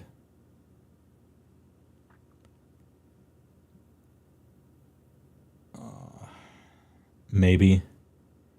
Mox Diamond, maybe. Actually, Mox Diamond's slightly less than Chrome Mox. Mono Vault, maybe. Glacial Chasm, agree. Lead enables a lot of combos. Yeah, and that's the only thing it does. You know, it's the Salvager combo. It's some other ones too, but... yeah, okay. You know, a lot of stuff enables a lot of combos. This one requires you to discard your hand to do it. A lot of other ones don't. I don't know. I shrug. Show off the huge red list? All right. 2 cards. Jessica's Will, disagree. No. It's Seething Song. What's the point here? Seething Song and Exiles, and maybe exile 3 cards and play them. Okay. Yeah, it's one of the best red cards you're allowed to play with. Is it a game changer? I actually don't think so. So, disagree. Underworld Breach, easily agree. Yeah, it's... what if Yawgmoth's Will cost 2? Yep. The gamiest changer that ever game changed. But only 2, yeah. And one of them, I think they just put this on here to make it look like red had more than one good card. Who gets the next one? Green. I predict green has the next fewest. Because black is going to have all the tutors. White is going to have all the salty cards. And blue is going to have, I don't know, Ristic or something. Let's go green. 3. Survival of the Fittest. Disagree. If Survival of the Fittest didn't cost $300, I don't know. Yeah, you can tutor for creatures, okay. If they're good creatures, then that's strong. If they're not good creatures, then whatever. Yeah, Survival of the Fittest, disagree. Vornkleck's Voice of Hunger. This is like a boomer card. Like a boomer watch list, you know?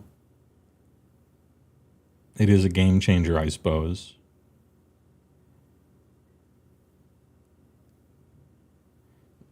So, let me talk about why Vornkleck's, I agree. And Survival of the Fittest, maybe Lion's Eye Diamond, or Jessica's Will, I don't. When you sit down at a table and you're playing the deck, Survival of the Fittest is like the most efficient continuous creature tutor and graveyard manipulation ever, right? But you play a Vornkleck's, and everybody else at that table, if they're a mean average of all commander players, is going to be like, ugh, you're kind of a dick for playing this card. You're not kind of a dick for playing Survival of the Fittest. You got to see what happens first. Maybe you are, maybe you aren't. You play Vornkleck's and people are like, that's kind of mean, bro, you know? And to me, that's more what this should be about. And then Gaia's Cradle is the most absurd. Yeah, I obviously agree. So I actually agree with Vornkleck's, even though it's a boomer agree. And Survival of the Fittest is just a, you know, it's just a legacy card. It's really good. Multicolor? Oh, okay. Bunch of commanders. Keenan, okay, one of the best commanders in the game. goes infinite with a ham sandwich. You don't want to like accidentally your way into playing the most absurd Simic nonsense ever. Just to warn, this is like a warning for players. Hey, if you're playing this, people are going to think you're stronger than you maybe are. Are we judging cards for what bracket? That's the whole point of the Game Changer system. It's bracket agnostic. It means that you should never see these cards in 1 or 2, and you should see a random 3 of them in 3, and then infinite. There's 40 of them over here. So it's, you look at the card and you're like, if you look at the card and you're like, I should never see this in Exhibition or Core, then it probably belongs on the list, maybe.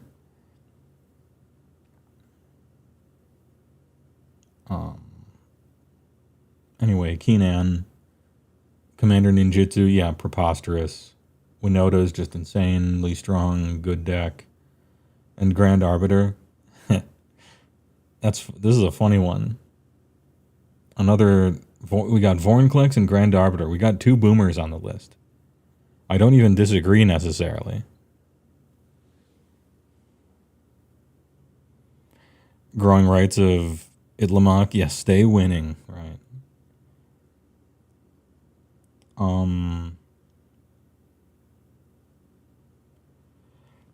Basically 4 agrees. Yeah, I'll agree with all these. They could have expanded the list, even.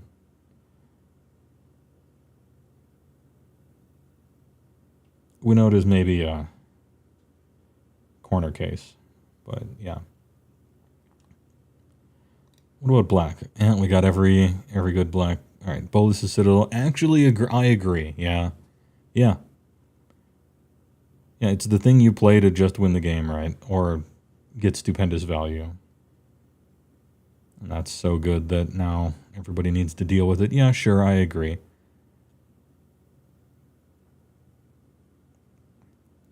Demonic Tutor, disagree. Imperial Seal, disagree. Opposition Agent, agree. Strongly agree. Turgid, agree. Vampiric Tutor, disagree. Ad nauseum, agree. There we go. I don't care how efficient your tutors are. If you're searching for ladies looking left with them, I don't give a shit. Right? But aside from that, philosophical disagreement there.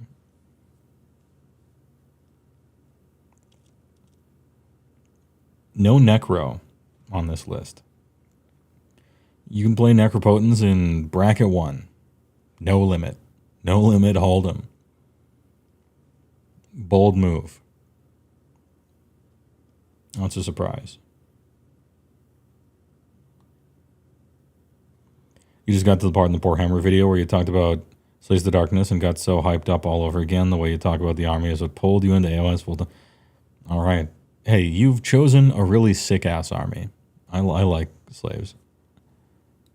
That's a cool-ass army. Fridge Frazetta for life. White. Dranith Magistrate. I agree, yeah. I mean, obviously, you just kill it, right? But if the first thing you think of is just shoot him, it's not on the list for you. You know, you should be above those brackets. If the first thing you think is, we'll just kill, why doesn't someone simply kill the Dranith Magistrate if they don't like him? That means that you're above the bracket that it's meant for. Enlightened Tutor, disagree. Sarah's Sanctum, agree. Smothering Tithe, agree. And they used the anime artwork of the ladies laughing at your tiny penis. I love it. Perfect. Look at them laughing. This is great. And then Trouble in Pairs. The plagiarism fucking artwork, sad, of this card. If an opponent would begin an extra turn, it skips it when their opponent attacks you with 2 or more creatures, or draws their second card, or casts their second spell. You just draw infinite cards with Trouble in Pairs. It's a 4-mana Aristic Study, kinda. Scales up with the table size. Okay. Interesting. It's like, yeah, it's very good. You can kind of take over.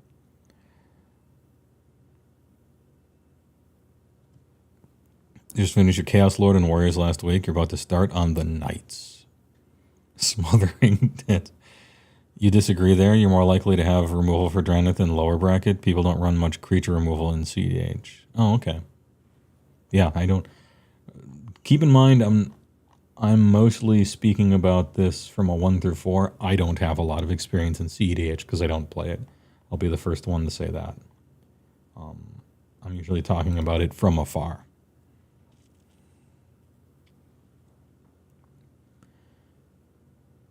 Anyway, I disagree on Enlightened Tutor. Trans Magistrate agree. Sarah agree. Smothering Tithe agree. Trouble in Pairs, maybe. The difference between double white and 4 versus 3 and single blue is big. And it requires your opponents to do a lot of extra stuff. But you can... Each of those, yeah, anyway. I'm just thinking about it out loud. No Yawgmoth's Will. So Underworld Breach is not okay. But if it costs 3 for Yawgmoth's Will, then it's fine. That's what we've learned. Yawgmoth's Will, completely balanced. But if it costs 2, then it's not okay. Right.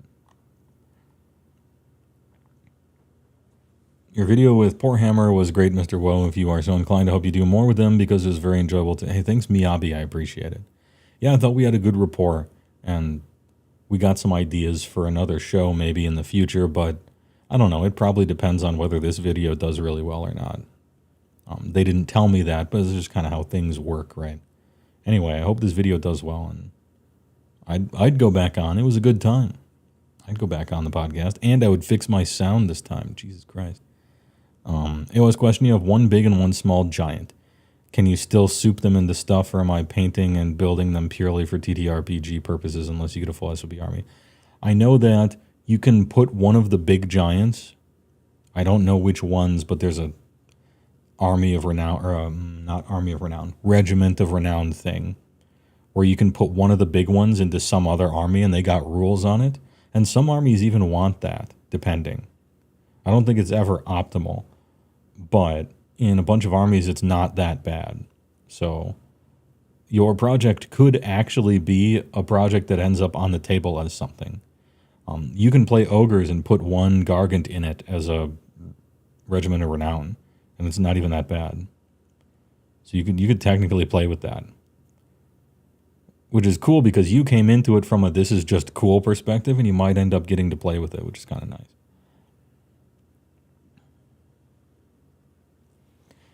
Each GA has a different one, and you believe everyone can take Man Crushers now. Yeah, it's 1 per GA, yeah. And either Destruction can use any of them, or maybe there's just one that has to be Destruction.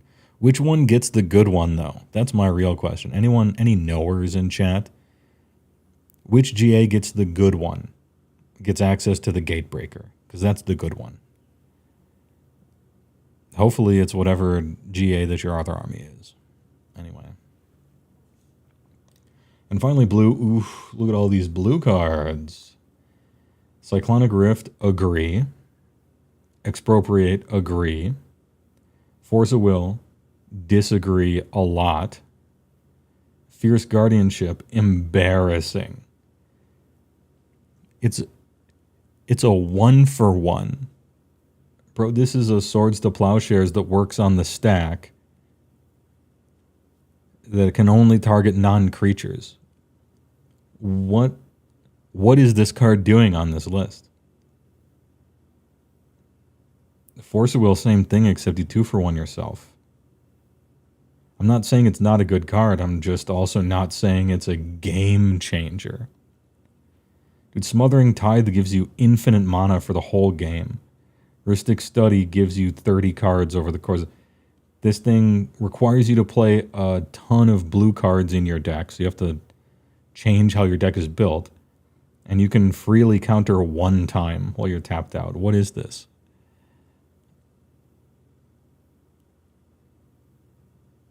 Weird. Okay, so super disagree with both of these. Rhystic Study, very much agree. Thassa's Oracle, agree. Sorry for people in the world who were pretending to play Thassa's Oracle legitimately. Urza. Yeah, I probably agree. Mystical Tutor, disagree. And Jin Gitaxius Core Augur, if he was ever actually getting played, I would agree, but I don't think this man has seen the tabletop in a long time. He's kind of like a boomer complaint. Like, he's kind of like Vornklex, right? Like just some boomer complaint from 9 years ago when anyone remembered who he was. I mean, his effect is a good, like, example, but he's a payoff card. A maybe at best. Mystical Tutor is the most fair of all tutors. I mean, there are worse tutors, right? Like, Personal Tutor is worse, but the amount of times you've played Jin-Gitaxias on turn 2, I've played a turn 1 Jin-Gitaxias like 100 times, but I used to play Reanimator in Legacy. How many times have I seen somebody snap out a super fast Reanimate in Commander? Few and far between. No Omniscience? Maybe. I mean, they did, like, Expropriate is kind of the same thing, right? Sorta. Jin-Gitaxias is even boomier than Vornklex. No one played Jin even that. Yeah, they really didn't. They could, but... Alright, list is weird. I get, like, you know, broken mistake commanders that people are going to be miserable playing against. Like, okay. Or things that are stronger than they look. Winota's a strange choice there. Cards that people that, like, boomers remember hating playing against, the most powerful lands ever. No Cabal Coffers. Random 1-for-1 free cards that counter a single non-creature. Fierce Guardianship just seems so out of place here. Mystical Tutor's weird. Bolus is Citadel, huh? Oppo Agent, sure. Okay, weird list. I don't know about it.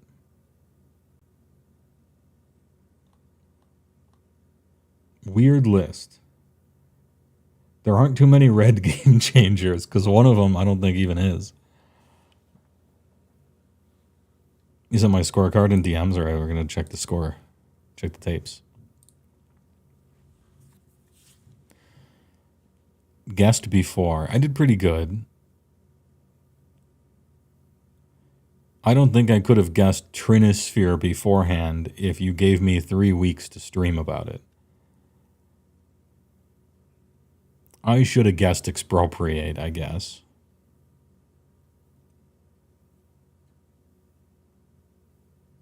You know, looking back on it. This is like the cards that CEDH plays, the list. This is just a list of CEDH cards. And then some random boomer shit that I've never seen before in a real game.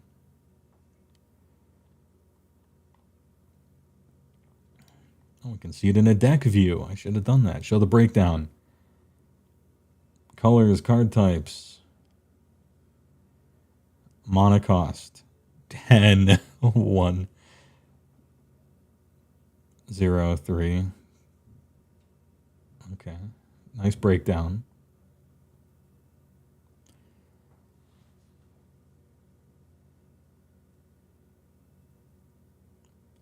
It's weird to focus so hard on CDH, then have 4 and 5 so ill-defined. 5 is perfectly defined. 4 is poorly defined and huge. A wide tent. I think 4 might almost be worth 2 things, even. 4 is the one I'm most concerned about. Because you're in a pretty good stair climb here, and then you jump off a cliff, and they're just like, do whatever. This is huge. And I think you're going to see 4 split in half between people who want to play Legacy Battlecruiser and people who want to play the meanest cards ever, and suddenly they have a license to kill. It's like, well, they said that, 4 is where you can play anything, so if you don't want to play against Armageddon, you can't play in 4. I hope it doesn't become that, where it's like, hey, You like playing with broken cards like a counterspell for 0 that can only counter a non-creature spell, and Demonic Tutor, right? And Jeska's Will. And as soon as you add the One Ring, as soon as you add the 4th powerful good card to your deck, that must mean that you love to play against Armageddon 14 Infinite Turns Seedborn Muse Winter Orb. And I think those two types of high power commander are very distinct. There's high power battlecruiser commander that just wants to play with the full card pool. And then there's, we like playing with the first 5 pages of the Salt score list. And so like the community hasn't changed, it's just the name of it has. I wonder how that's going to work out. Maybe nothing changes. I feel like at least a little bit it's going to be somewhat of a license. In the same way as everybody opens up their commander deck, and if they have one game changer, they look at it and they're like, oh, might as well put 2 more in because that's what you can do. I think that's going to happen a lot.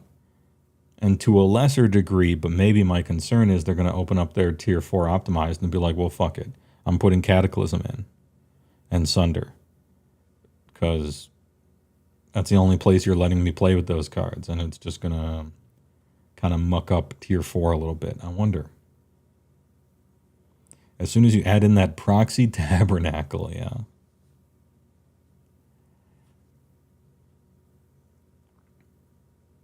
I feel like they don't specify this. It's just going to be on the community to shame the Salt Lords. I mean, that'll probably happen, but the whole point is to give people a warning before they get shamed. You know, somebody brand new to the game might not know. And the whole point of these kind of things here is to let a new player know, or a sheltered player or something, that, hey, people don't like those cards. Because otherwise, maybe you don't know. You know. Is it too cynical for you to think the folks at WotC who figured out, spec'd hard on the obscure game changers on the list, well, they cost like 15 cents a card? Yeah, probably.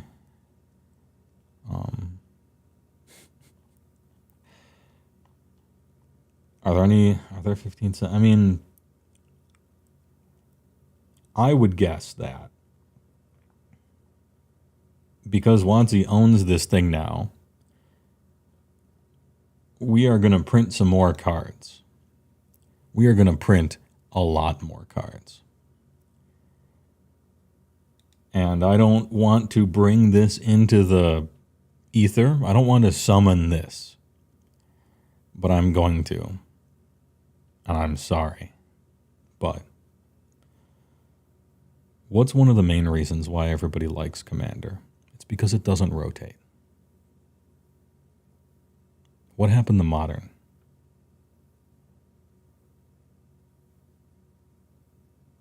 That's it. Just asking questions, Your Honor.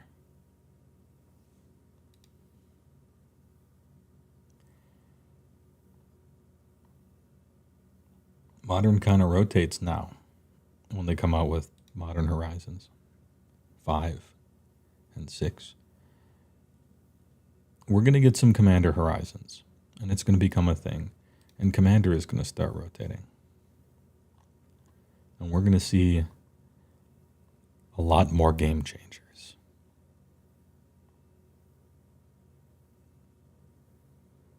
Anyway, please enjoy a word from our sponsors. I let that horrible news sink in. How about Mr. Owl? Mr. Owl, how many licks does it take to get to the Cream. Let's find out. Let your fingers do the walking. I'm Mr. Buckets. Toss your balls on my top. I'm Mr. Buckets. What do you get when you press on a can of Noxema?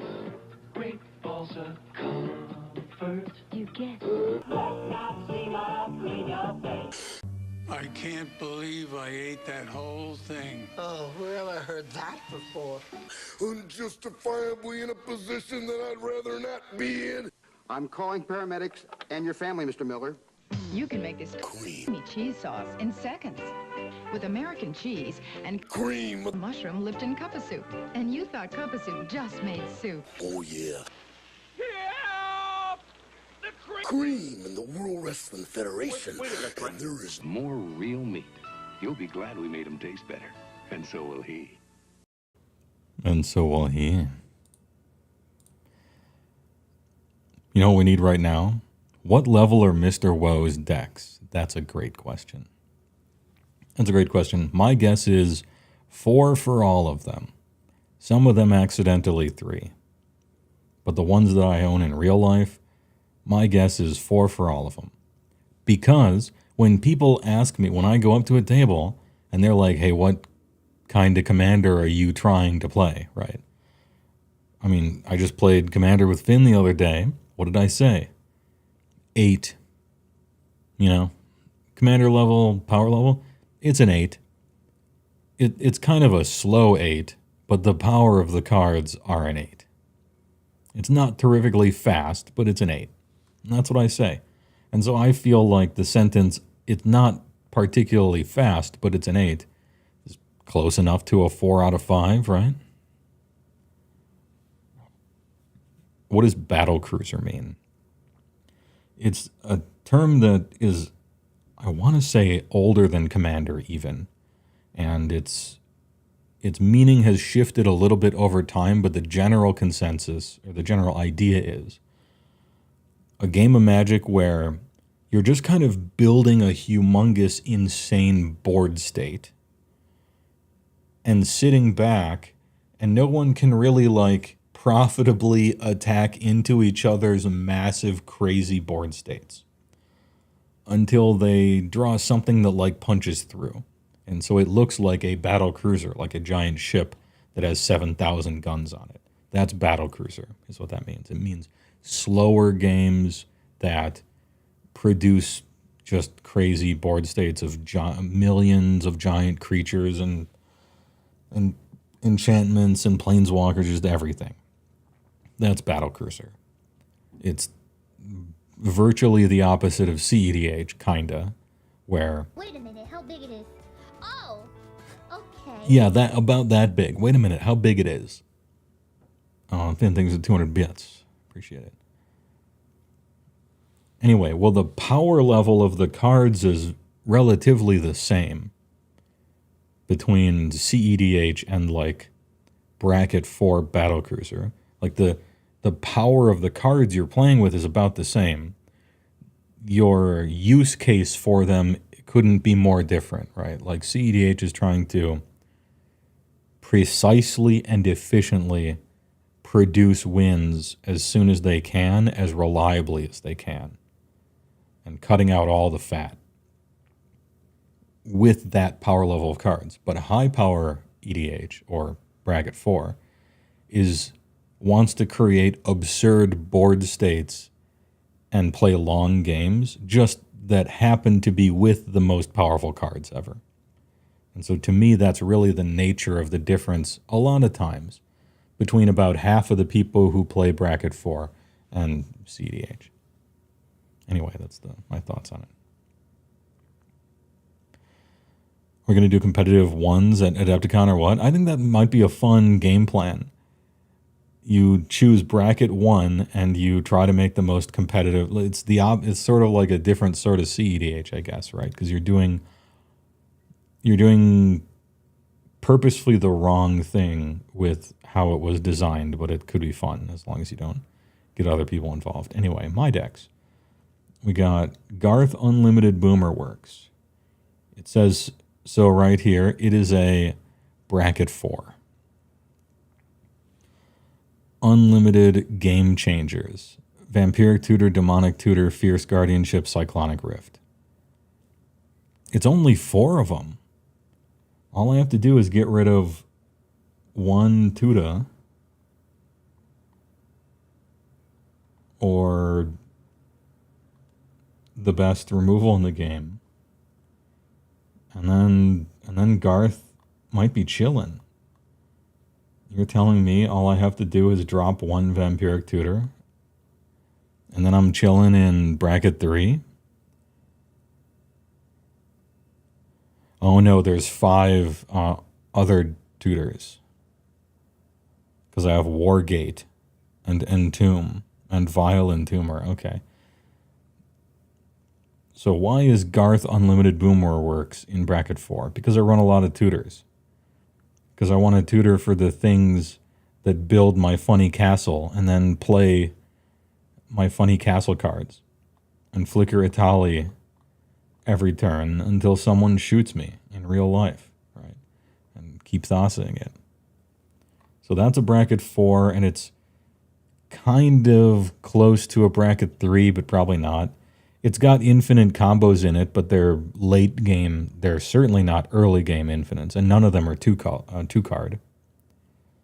I think the most efficient win con I have is a 3-card infinite.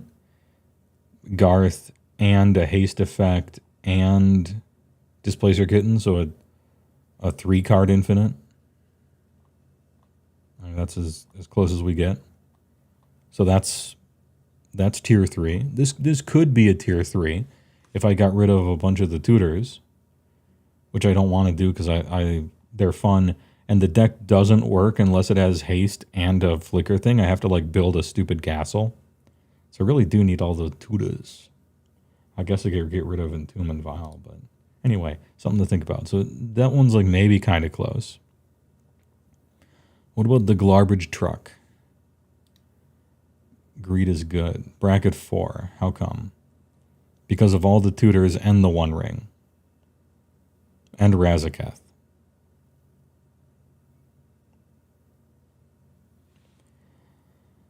The code is more what you'd call guidelines than actual rules. Yeah, once again, Imperial Seal, Vampiric Tutor, Demonic Tutor, the One Ring, Razaketh is technically a tutor, that counts. You can sack a lot of zombie tokens for Razaketh.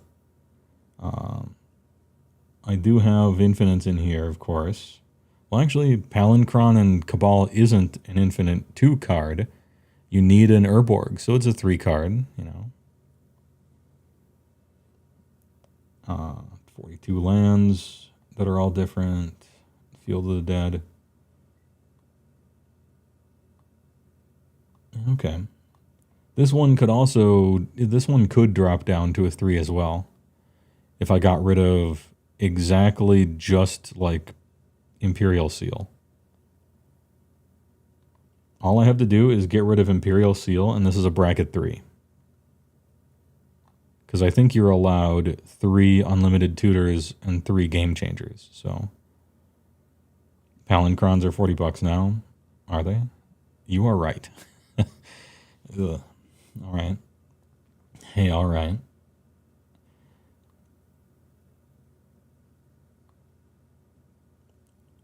Did WotC just make a complicated system to replace the just talk to people? No. They created a system for socially awkward people to help them talk to people at the start of Commander. But someone else in the pod will be playing Urborg, so it's a 2-card? Oh, true, yeah. Okay, so this one's the closest one. All I have to do is I could get rid of like one Vampiric Tutor, right? And then it's bracket 3, and we're perfectly fine. I might even do that. Because maybe I would get rid of the One Ring, actually. If I'm making a 4th Commander deck, I'm going to want the One Ring in it, right? And this shit's $100 now. I don't have another $100 to spend. So we'll just take the One Ring out. I don't have a win con with it anyway, right? We'll just take the One Ring out. And now the deck is... Oh, no, actually I can't, because the problem is I have 4 game changers, which are all tutors except for the One Ring, and then 4 unlimited tutors. And since the tutors are the same thing on each of them, I actually do have to take out a tutor. But then it's bracket 3. And I can, I can play my Azusa and Crop Rotate and Exploration and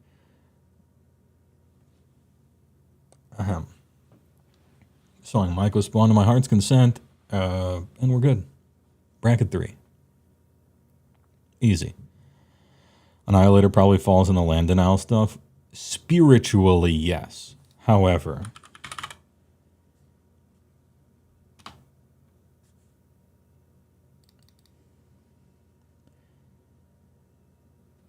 these cards regularly destroy, exile, and bounce other lands, keep lands tapped, or change what mana is produced by 4 or more lands per player without replacing them.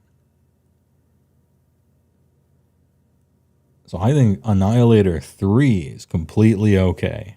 Annihilator 2, fine. Annihilator 3, fine. Annihilator 4, maybe not fine.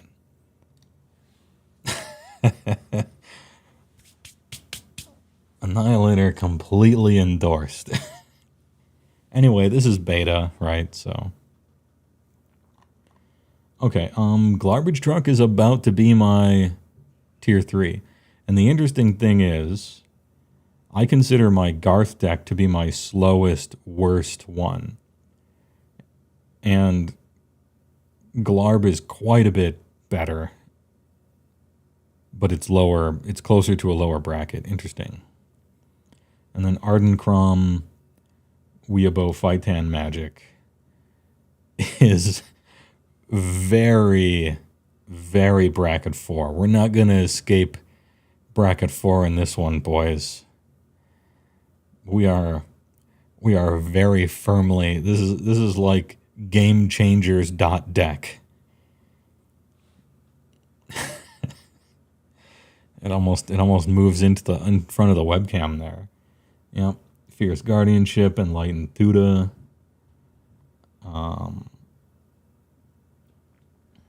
Urza, Smothering Tide, the One Ring, Cyclonic Rift. Yeah, we're kind of just blasting. We're getting all of it. None of it's fair. Deflecting SWAT is marked safe. That's curious to me, because Fierce Guardianship isn't a game changer. It's a negate you can cast when your mana is tapped. Deflecting SWAT is one of the big playmakers, like change the game kind of cards, I think. You know, redirecting a draw 7, or someone cracking that brand new jeweled Lotus thing for 60 white mana, and you can deflecting SWAT that. I think this one produces more game changer plays than simply countering an instant or sorcery, but that's just me.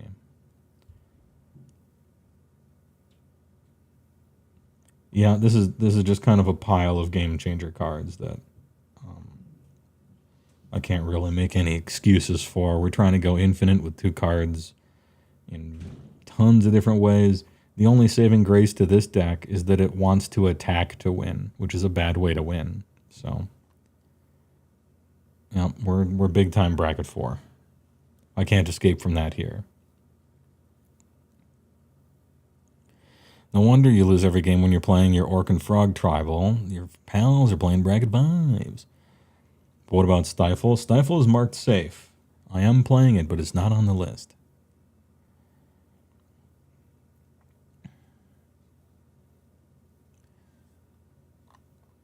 Oh, hold on. What about that CJ Ubusta deck that I made? Bracket 3, we're safe. Only 3 game changers, which is just all the tutors, right? Because that's how you build decks in this game. Cool. All right, so the deck I made for CJ, that one's bracket 3, we're safe. What about Torsten, founder of Drawing 7? Tribal. We have Atraxa Grand Unifier at home. It says it's bracket 3. Oh yeah, this is the thing. It says it's bracket 3, but it doesn't update. I only have 2 tutors, which is Captain Sisse and Magus of the Order, and I have no game changers. This is actually bracket 1. I have no mass land denial. I have no extra turns. I play 0 game changers, and I only have 2 tutors, which is even fine for bracket 1. And the tutors are like kind of goofy because they have summoning sickness. Captain Sisay and Magus of the Order. That's it. Bracket 1, draw 7 tribal. 59 creature Torsten. And what does the deck do? Well, it ramps like crazy in the first few turns, and then it draws a million cards and plays like Galta or Miojin of Life's Web or Miojin of Blooming Dawn into Craterhoof Behemoth or Moonshaker Cav or Zopendrol or Cultivator Colossus.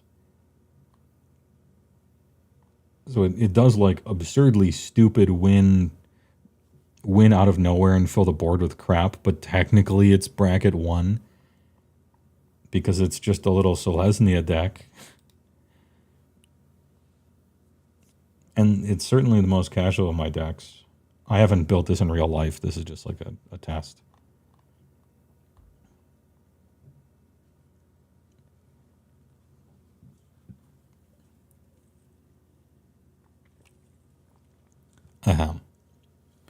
And there's more. Good evening, good sir. Someone handsome, unknown, but cool person uploaded in Giga Full Gits Tome. Will you review it? Absolutely. It won't be this stream because I just went live for a quick stream to go over all the brand new breaking Commander news. But now that somebody put the Gits book in Giga and they're a fucking Chad, who could it be? Oh, it's Nezermore. Yeah, we always cite our sources too, Nezermore, if people care. Because I consider it a community service to put scans of stuff in here so that people can see the rules for the game. I appreciate it. But yes, definitely going over the entire Gloomspite Gits. I heard it's not as bad as we were prepared for, I heard.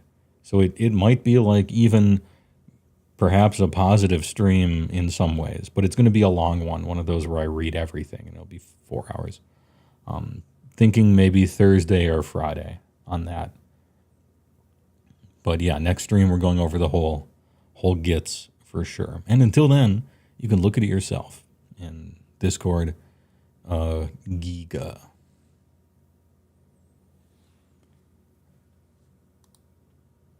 Are there any other funny ones that are like technically bracket? I do have some bracket 2s. That one's not done. That's an old one.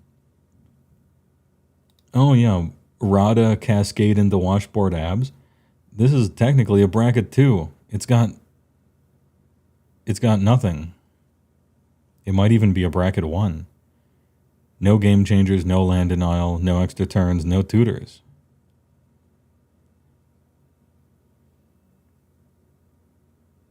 I don't think. Like, the whole point is you play Rada on turn 2, and then on turn 3 you play one of every single Sky Shroud claim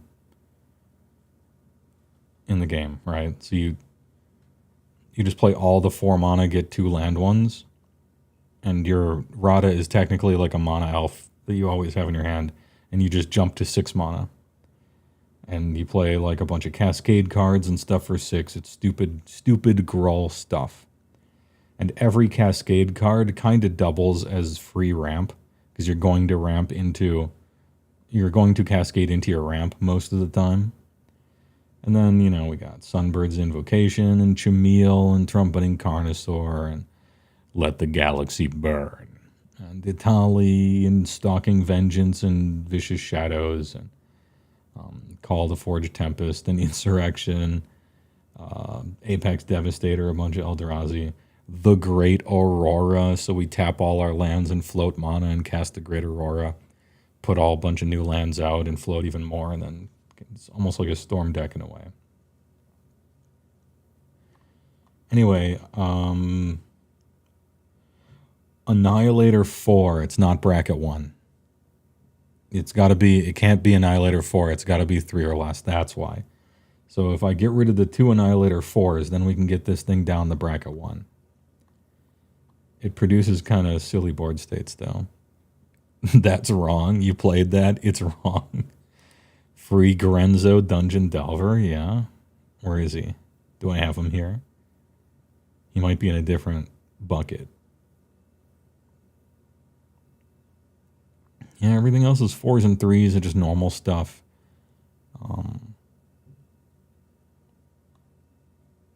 Polymorph decks and Zakama as the commander. Secret Commander Solemn Simulacrum is bracket 3. How come? Oh, yeah, okay. Bracket 3 because I'm playing Cyclonic Rift, Force of Will, and Fierce Guardianship. And I have 2 out of the 3 extra turn cards and a bunch of unlimited tutors. Because the whole point is that you tutor up Solemn Simulacrum, like it's the Secret Commander. And so I'm running all the things that find that Secret Commander. And you win with infinite extra turns, which is definitely not what they want you to do. A little capture of Jinzo. If you make a bracket 1 but CEDH, what bracket is that? Truly, it's CEDH. I mean, by the letter of the law, we're being funny, right? But, you know, they took great pains to talk about the spirit and the mindset of stuff in the article, if we're being fair. And I think they acknowledged at the beginning that, yeah, Magic is a game that trains people to game systems. So you could make a bracket 1 deck that will destroy every bracket 1 table in the whole world. But you will know what you're doing when you do it, and they're not going to want to play with you again. So I think I'll take them at that. You know, I'll agree. Yeah, probably true. What the fuck is this? Oh, a Hash-a-ton. Okay. But Hash-a-ton. Jack Miller, Fox 30 News. All right, is this it? I feel like now I can finally build a commander deck that's completely legal.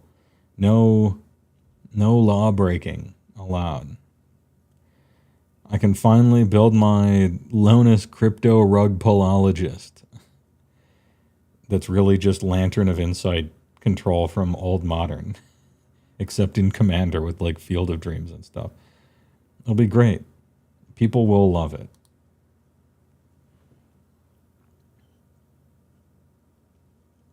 Just found out most of your decks are listed as estimated bracket 1 or 2. That means you can play with anyone. The lower bracket you're in, the more people you can play with. Now, it's possible that a bracket 1 might not have a terribly large amount of fun getting pounded by bracket 4s or something, but, you know, I think what this does in general is like, if you're going to own 4 commander decks, you should probably have a bracket 1, a bracket 2, a bracket 3, and a bracket 4, or something like that, right? Or maybe a 2, 3, 4, and a CEDH or whatever. Or 4 bracket 4s, whatever.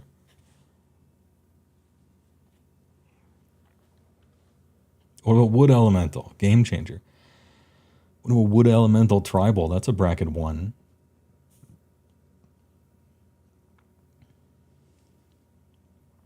So yeah, everything's a 3 and 4, but these are all like random TTS decks that I was attempting to build. Oh, Karametra, God of Cheerios, that's a bracket 2. Plays with every creature for 0 in the colors. That's fun. It's not, actually. Deck's not fun to play. If Miss at the gas station, he's not done, though. Yeah, everything's just 3s and 4s. I like to play with legacy cards. Who knew? Never put the moral imperative into the hands of Magic players. Well, yeah, probably not, but Leyline of the Void isn't the game changer. I think it's a good name, you know? It's a game changer. But then again, because you don't want to call it like problematic cards or the gray list or something. A game changer, like, this thing is so strong that it warps the concept of what even the deck is or something like that. I kind of agree with the nomenclature. It's just then you're going to use it against them. And I will too, because you kind of can't help it, right? You're going to be like, Jessica's Will, right? Half the time it's a seething song. Game changer. This changes the game. You know, mystical tutor. Game changer. I have 1 Chrome Mox in my deck. Game changer. You know, it's kind of silly, right? Necropotence, not a game changer, right? You can, of course, we could do that forever, and it's funny. It's like funny too, but I think this is like a reasonably good start. This is way less shitty than I thought they would do, or that I hoped they wouldn't do, I guess. And I appreciate all of their clarifications and just, hey, think about this for a second. Don't shoot me. But, you know, this thing, and yeah, it's a beta test, and of course people can lie, and blah, blah, blah. This is probably better than I was anticipating. The main problems to me are that their obsession with tutors is misplaced, and it gums up the entire game changer section. And number 4 is ill-defined, and it's too big of a tent. You fall off a cliff after 3, and 4 is as far from CEDH as it is from 2. Like, so this one, the number 4 is the problem one, I think. And some of the game changers, I think, are like, I'm like beside myself. I can't even imagine how you could consider Fierce Guardianship a game changer. Expropriate, Cyclonic Rift, Guy's Cradle, like very obviously yes. Underworld Breach. I was trying to think about what are they going to do that I don't agree with in a meme way, but I feel like if it's a game changer, it should be unequivocally a game changer. Like everyone should be able to be like, yeah, obviously, you know. And too many of these are just stuff that casuals don't like for no good fucking reason, right? Fierce. Mystical tutor. A creature that hasn't seen play since 2015. Mox Diamond, which is just on here as far as I can see because it's expensive. I don't know. Anyway. Better than I thought they would do, but still kind of memey. I appreciate all the thought they put into it. Obviously, we just disagree about stuff philosophically, you know, right? Like, I think tutors are about only as problematic as the cards you're tutoring for. They think Arcane Signet was a mistake. So, you know, a little column A, a little column B.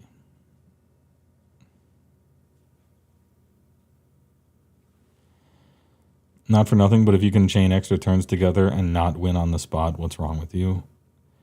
Yeah, there is a difference between building your deck so the win con is simply going infinite turns versus just putting 11 infinite turn cards in there and randomly drawing them over and over, but like doing nothing on your turns. Don't do that, I guess. Upside, plenty of duels and vampirics in there, yeah. You got your HS trade binder full of revised out of your family's closet. Need to get it sold off soonish. Haven't really had fun in Magic since the Fairy Tale set a few years back. The Fairy Tale set. Which one was that?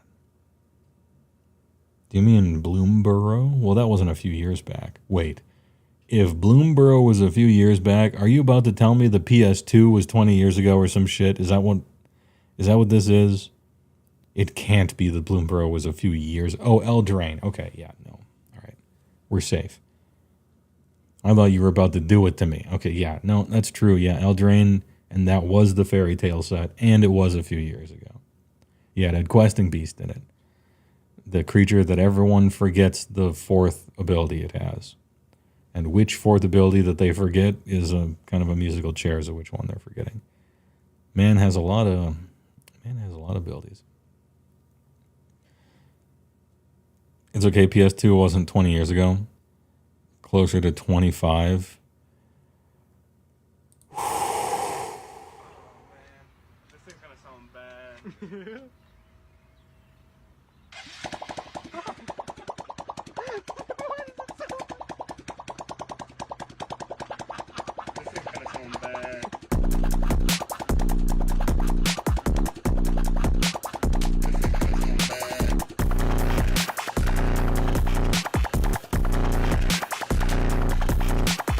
Man, I'm exhausted. Right, I'm back. I had to give the Zoomers something to watch. 25 years. Oh, is it super loud? Sorry. I should have warned you. Hey, that's it. I tried to give my roundup thoughts. I might make a video. I might distill these thoughts and make a little short video as feedback. They want feedback. I'll try to give it. No Teferi protection is wild. I really was expecting Teferi's protection. Not gonna lie. I was expecting Teferi's protection. I was not expecting Jessica's will. I like how, I mean, you could just think of like a million cards, right? You could list like 400 cards and argue for them. Oh yeah, what's the roadmap? Speaking of, I was about to end it, but what's the roadmap?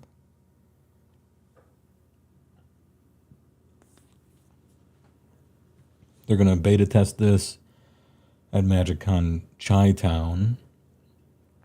The goal here, provided the system works, will be to come back with one big article in late April that both rolls out the full system. This is only part of the system.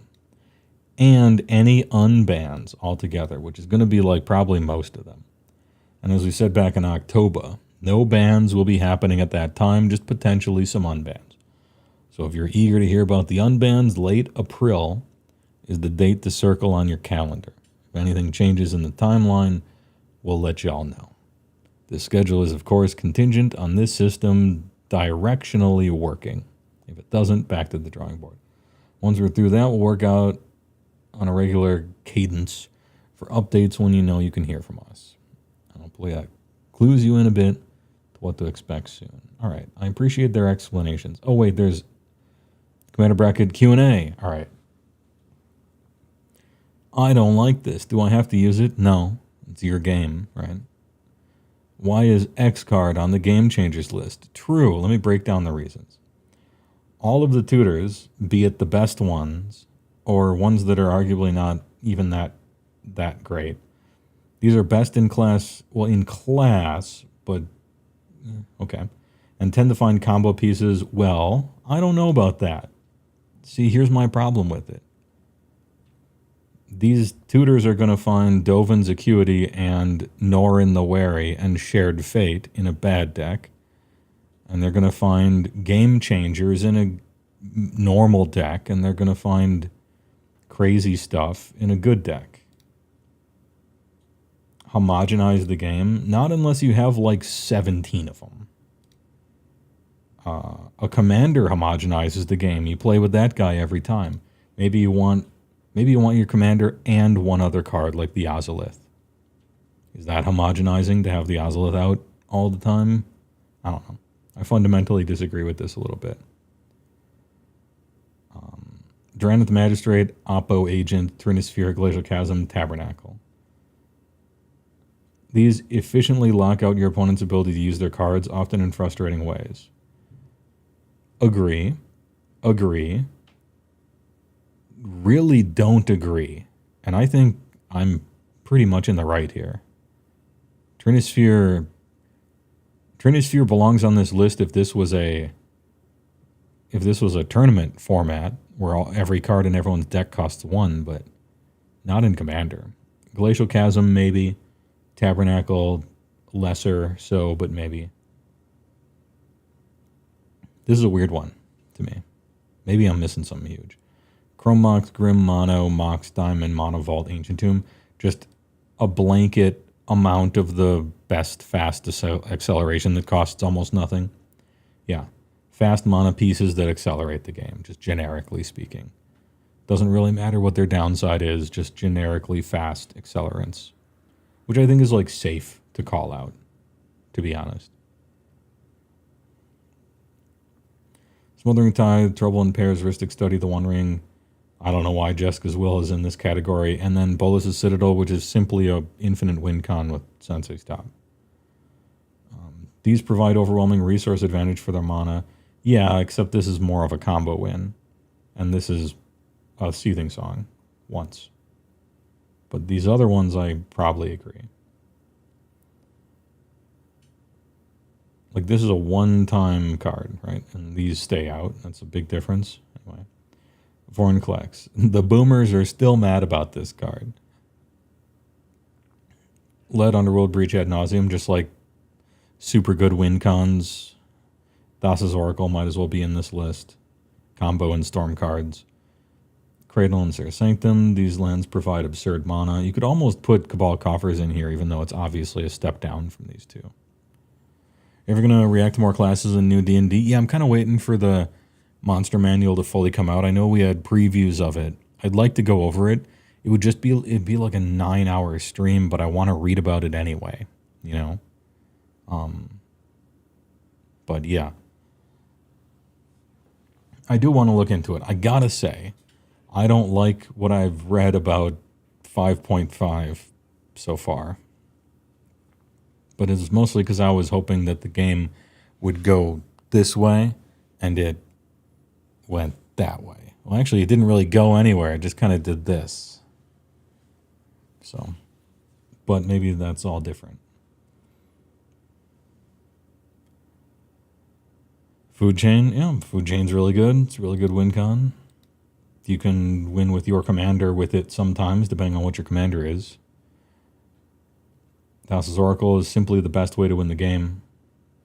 Cyclonic Rift is the best-in-class way to reset everybody else in commander, often in a not very fun way. It's just, I don't know. It's kind of a one-card win condition if you think about it. So I don't disagree. Expropriate, you kind of win. Your opponents get a choice that's not really a choice, and it's more insulting that it is a choice. But yeah, you just win for 9. Jin Gataxias. If you just look at his text box, I get it. I don't know who plays it, but maybe some people play it. Oh, good. They talk about the free counterspells because I hugely disagree, and I want to hear their reasoning.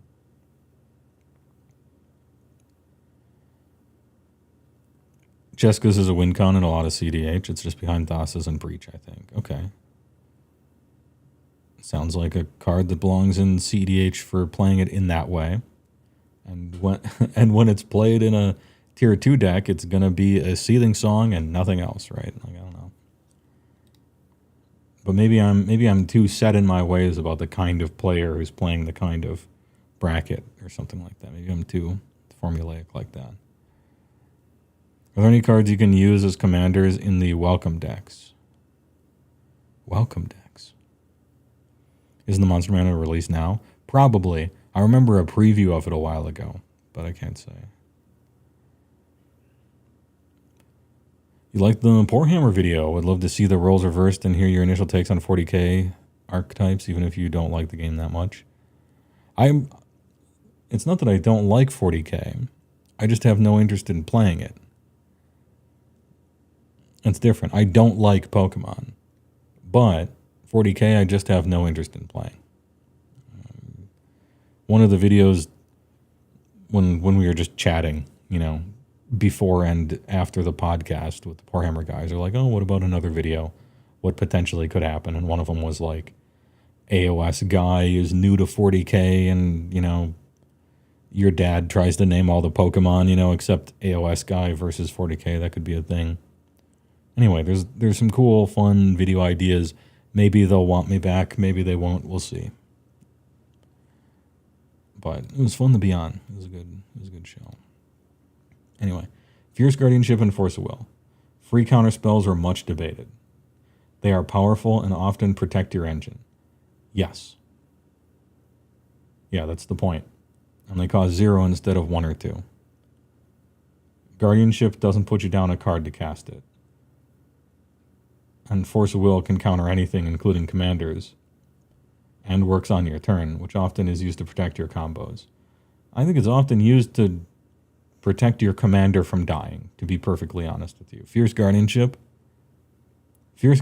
is a free heroic intervention probably half the time. I just, I'm thinking about cards that produce 20 mana for 1 land drop. I'm thinking about cards that draw you net 20 cards over the course of a game for 1 card. I look at, and maybe I can't, it's my fault, I can't break out of this. I look for a 1-for-1, right? Fierce Guardianship. Spend 1 card, stop 1 card. Has to be a non-creature. And it just doesn't, to me, it doesn't compare at all. It's 1 card. Like, would you put Counterspell on here? Would you put Mana Drain on here? I just don't agree. Like, it doesn't spin the game wildly out of everyone else's control if you cast Fierce Guardianship 1 time. Jin-Gitaxias would, right? Like, if you just have him on the table, yeah. Gaia's Cradle, yeah. Ad Nauseam, Underworld Breach, sure, but a game changer? No, you just keep your commander alive for an extra turn for free. I don't know. Maybe I'm downplaying it too much. They're thinking about all the other things you could be playing and protecting, but that's those things' problem, really. Force of Negation was left alone since it only counters non-creatures like Fierce Guardianship and only works on opponent's turn, unlike Fierce Guardianship. Death Number, thanks for the big cardboard discussions. Appreciate it. Whereas Pact, though? Pact pretty much only has to protect your win con, which is the thing that they're concerned about, apparently. But doesn't belong. Mindbreak Trap, fine. Pact, fine. I don't buy it. I don't buy this whole paragraph. Nope. If you're so mad about those crazy other powerful cards, then do something about them.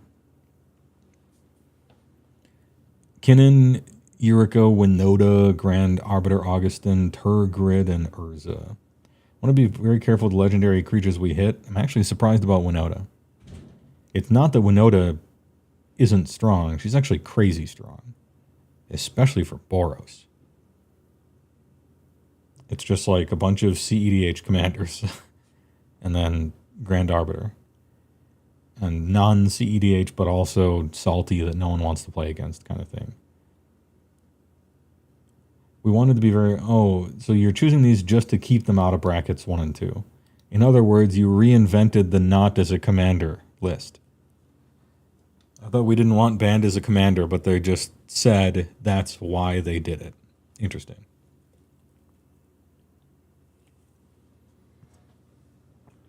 Yeah, Winota is finally a non-equipment commander in Boros, and that's not okay. Gives you an easy way, hey, I don't want to play against that commander. However, after a lot of discussion, it felt like these 6 were almost never used fairly when played as commanders. Almost never used fairly when played as commanders. You know how often Demonic Tutor is used fairly? I would say most of the time.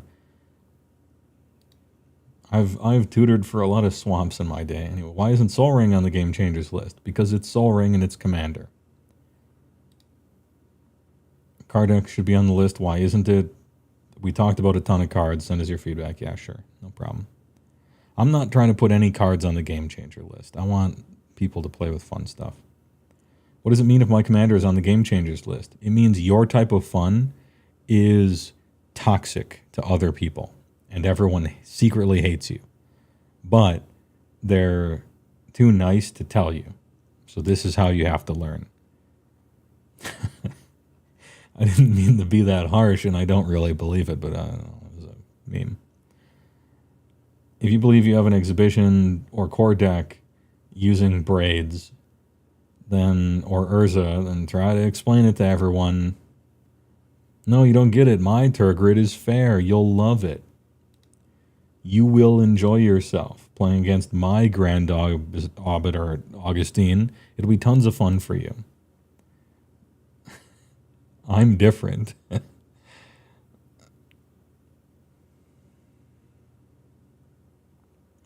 Why are there 5 brackets? Doesn't it kind of boil down to 3? No. This is a dumb question. It really doesn't. You could argue, and I would listen to you argue, that 1 and 2 are kind of close to each other. I would listen to that argument. I would entertain that. Yeah. If you just look at these things and you don't listen to any of their explanation, 1 and 2 are maybe too close to each other, or maybe is there a reason for 1 to really exist? I could hear that. 4 and 5 on this list look really close to each other. But in real life, they couldn't be far, like they're so far away from each other. I think that's a failing of this list and table more than that. So yeah. No, it doesn't boil down to 3. 4 and 5 are very, very different. More different than the list gives them credit for, which is actually a concern of mine. There is an audience that would really like to play a Commander game below the level of pre-constructed decks. I think that's true. I would just want nothing to do with it, ever. Disgusting. But it doesn't mean they're wrong. It just means I don't want to play with them, that's all. I've never built a purely goofy deck in my life, but now that I know I have terminology, I won't either. All right. Felt like there's a difference between high power and CDH worth quantifying. Yeah, there is. I don't know that you got it. Additionally, a great point was that CDH already has done exactly what we're trying to do here with a label that indicates what kind of game you're looking for. They have earned that official labeling by virtue of it proving to have worked. Hey, good sentence. Good work. My best deck has no game changers and is technically a bracket 2. Should I play it there?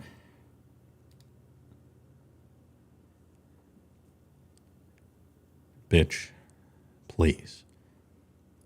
I think you know. I think you know the answer to that question. You should play where you think you belong based on the descriptions. For example, if your deck has no holds barred power despite playing 0 game changers, then you should play in bracket 4 where you belong. Yeah.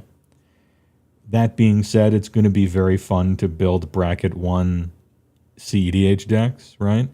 But just as a thought experiment, right? Or like a $10 chuck kind of thing. Or I want to make a deck with all 40 game changers, but it's just actually terrible. It's just a pile of random independently good crap. 40 game changers, 50 land, and 9 ramp, and then like a 5-color commander. People ask me what bracket? 4. Ogun. My best deck? Yeah, okay. Why 3 cards from Game Changers list for bracket 3? Well, consider this. If a bracket 3 deck can have 3 cards, you've repeated the number 3, so it's easy to remember. That's a arbitrary but not the worst tidbit, I guess, of info. And secondly, if you let everybody have 3 game changers in bracket 3, then a pod has 9 game changers and 4... not 9. I'm thinking of everyone but you. Then a pod has 12 game changers and 4 soul rings floating around in it. That's a lot that's going to be happening, right? If you let people play with 4, there's 16 and 4 soul rings. Just floating around the bathtub, right? So, you got to consider it probably in a pod, X4 kind of thing rather than just in one deck as well. Child of Alara, Game Changers. The Game Changer. The commander for all the Game Changers just has to be Kenrith. There isn't a better choice. Because he is the Game Changer commander man, right? How worried should I be about labeling my dick correctly and finding my exact bracket to play with? Not very. You know, if you think yours is a 3, it happens to be a 4, and everyone else is 3, then they'll just gang up on you if you start to win. That's the cool thing about Commander. How can I use this system practically? Use your words. Why is chaining extra turn spells called out specifically? Asks extra turn spell chainer enjoyer at gmail.com. Okay. What if my deck accidentally has a combo or finds a way to chain extra turn spells? Then you will be arrested and you'll go to Guantanamo Bay. Is this the same as the power bracket announced last year? I mean, it clearly started as that, but it got better. That thing we saw before Las Vegas last year was way worse than this. So they have been doing stuff. I appreciated that. We wanted to move away from the word power, which is why these are called commander brackets. Swords of Plowshares and Counterspell are incredibly powerful cards, but they're also totally fine for games of Commander. Man, I wish they would read their own words when they're looking at Fierce Guardianship and that, but okay. It's fine. You didn't really talk about mana base at all. Is there guidance for that? Yeah. Yeah, you play with fetch lands. There's my advice. If you're making a mana base, play with every fetch land you possibly can. Some game changers have shown up in recent pre-constructed decks. Yeah, that's kind of weird, like Jessica's Will. But not as weird as Jessica's Will being on the game changer list. However, the pre-constructed level of core allows for 0 game changers. Is this like Umezawa's Jite being in that one pre-constructed deck for Type 2? And they banned it, but then they allowed you to play it as long as you didn't modify it? Same with the Stoneforge Mystic one when Cawblade got banned. It's true the Bracket 2 is the average modern-day pre-constructed level, but the emphasis is on average. Modern Horizons 3 Commander decks and Secret Lair decks aren't in that mix. And are places these cards can go. Yeah, okay. If you're playing an actual pre-con, it happens to have Jessica's Will, no one cares. Will you intentionally begin designing cards that go straight in the game changer's list? Well, no, but also yes. I mean, not really, but yeah. Intentionally straight to? No, but I mean, kinda, yeah. I don't know if anyone in the world believes this paragraph. Shut it down. Is there a way for online tools I use to easily tell me what bracket my deck is? Yeah, we got Scryfall on it, the workhorse of the whole internet. Archer deck, disgusting, Moxfield based. I play Magic Online. Sorry to hear that. Can you help me out here? Daybreak Games 3 employees above a noodle shop and below a bowling alley will try to get their dog to program part of it 6 months from now. Give them thoughts and prayers. You're talking to CJ in Wide Gaming, and you have about 30 instant ads. Wide Gaming, huh? All right. Anyway, this is better than I thought it was going to be, and much better explained than it could have been. And although I obviously philosophically disagree with about 30% of all of it, it's a much better place than it was before, and all they have to do is fix a thing or two, and I don't know, we'll see about it. Good work. I said it was going to be a short stream. I guess we're 3 hours in. So the prediction was completely correct. I'm like, it's going to be a short stream. And I think Ortorius is like, so 3 hours then. Yeah, so 3 hours then. Thanks for watching. A lot of people came in here about the Warhammer thing. Thanks for liking that. Hopefully I can do another one in the future if this video does well. Because it was a good time. I will see you Thursday or Friday for the whole Gietz book, which is in Giga right now on our Discord. and maybe a monster manual thing in the future, but certainly not this week.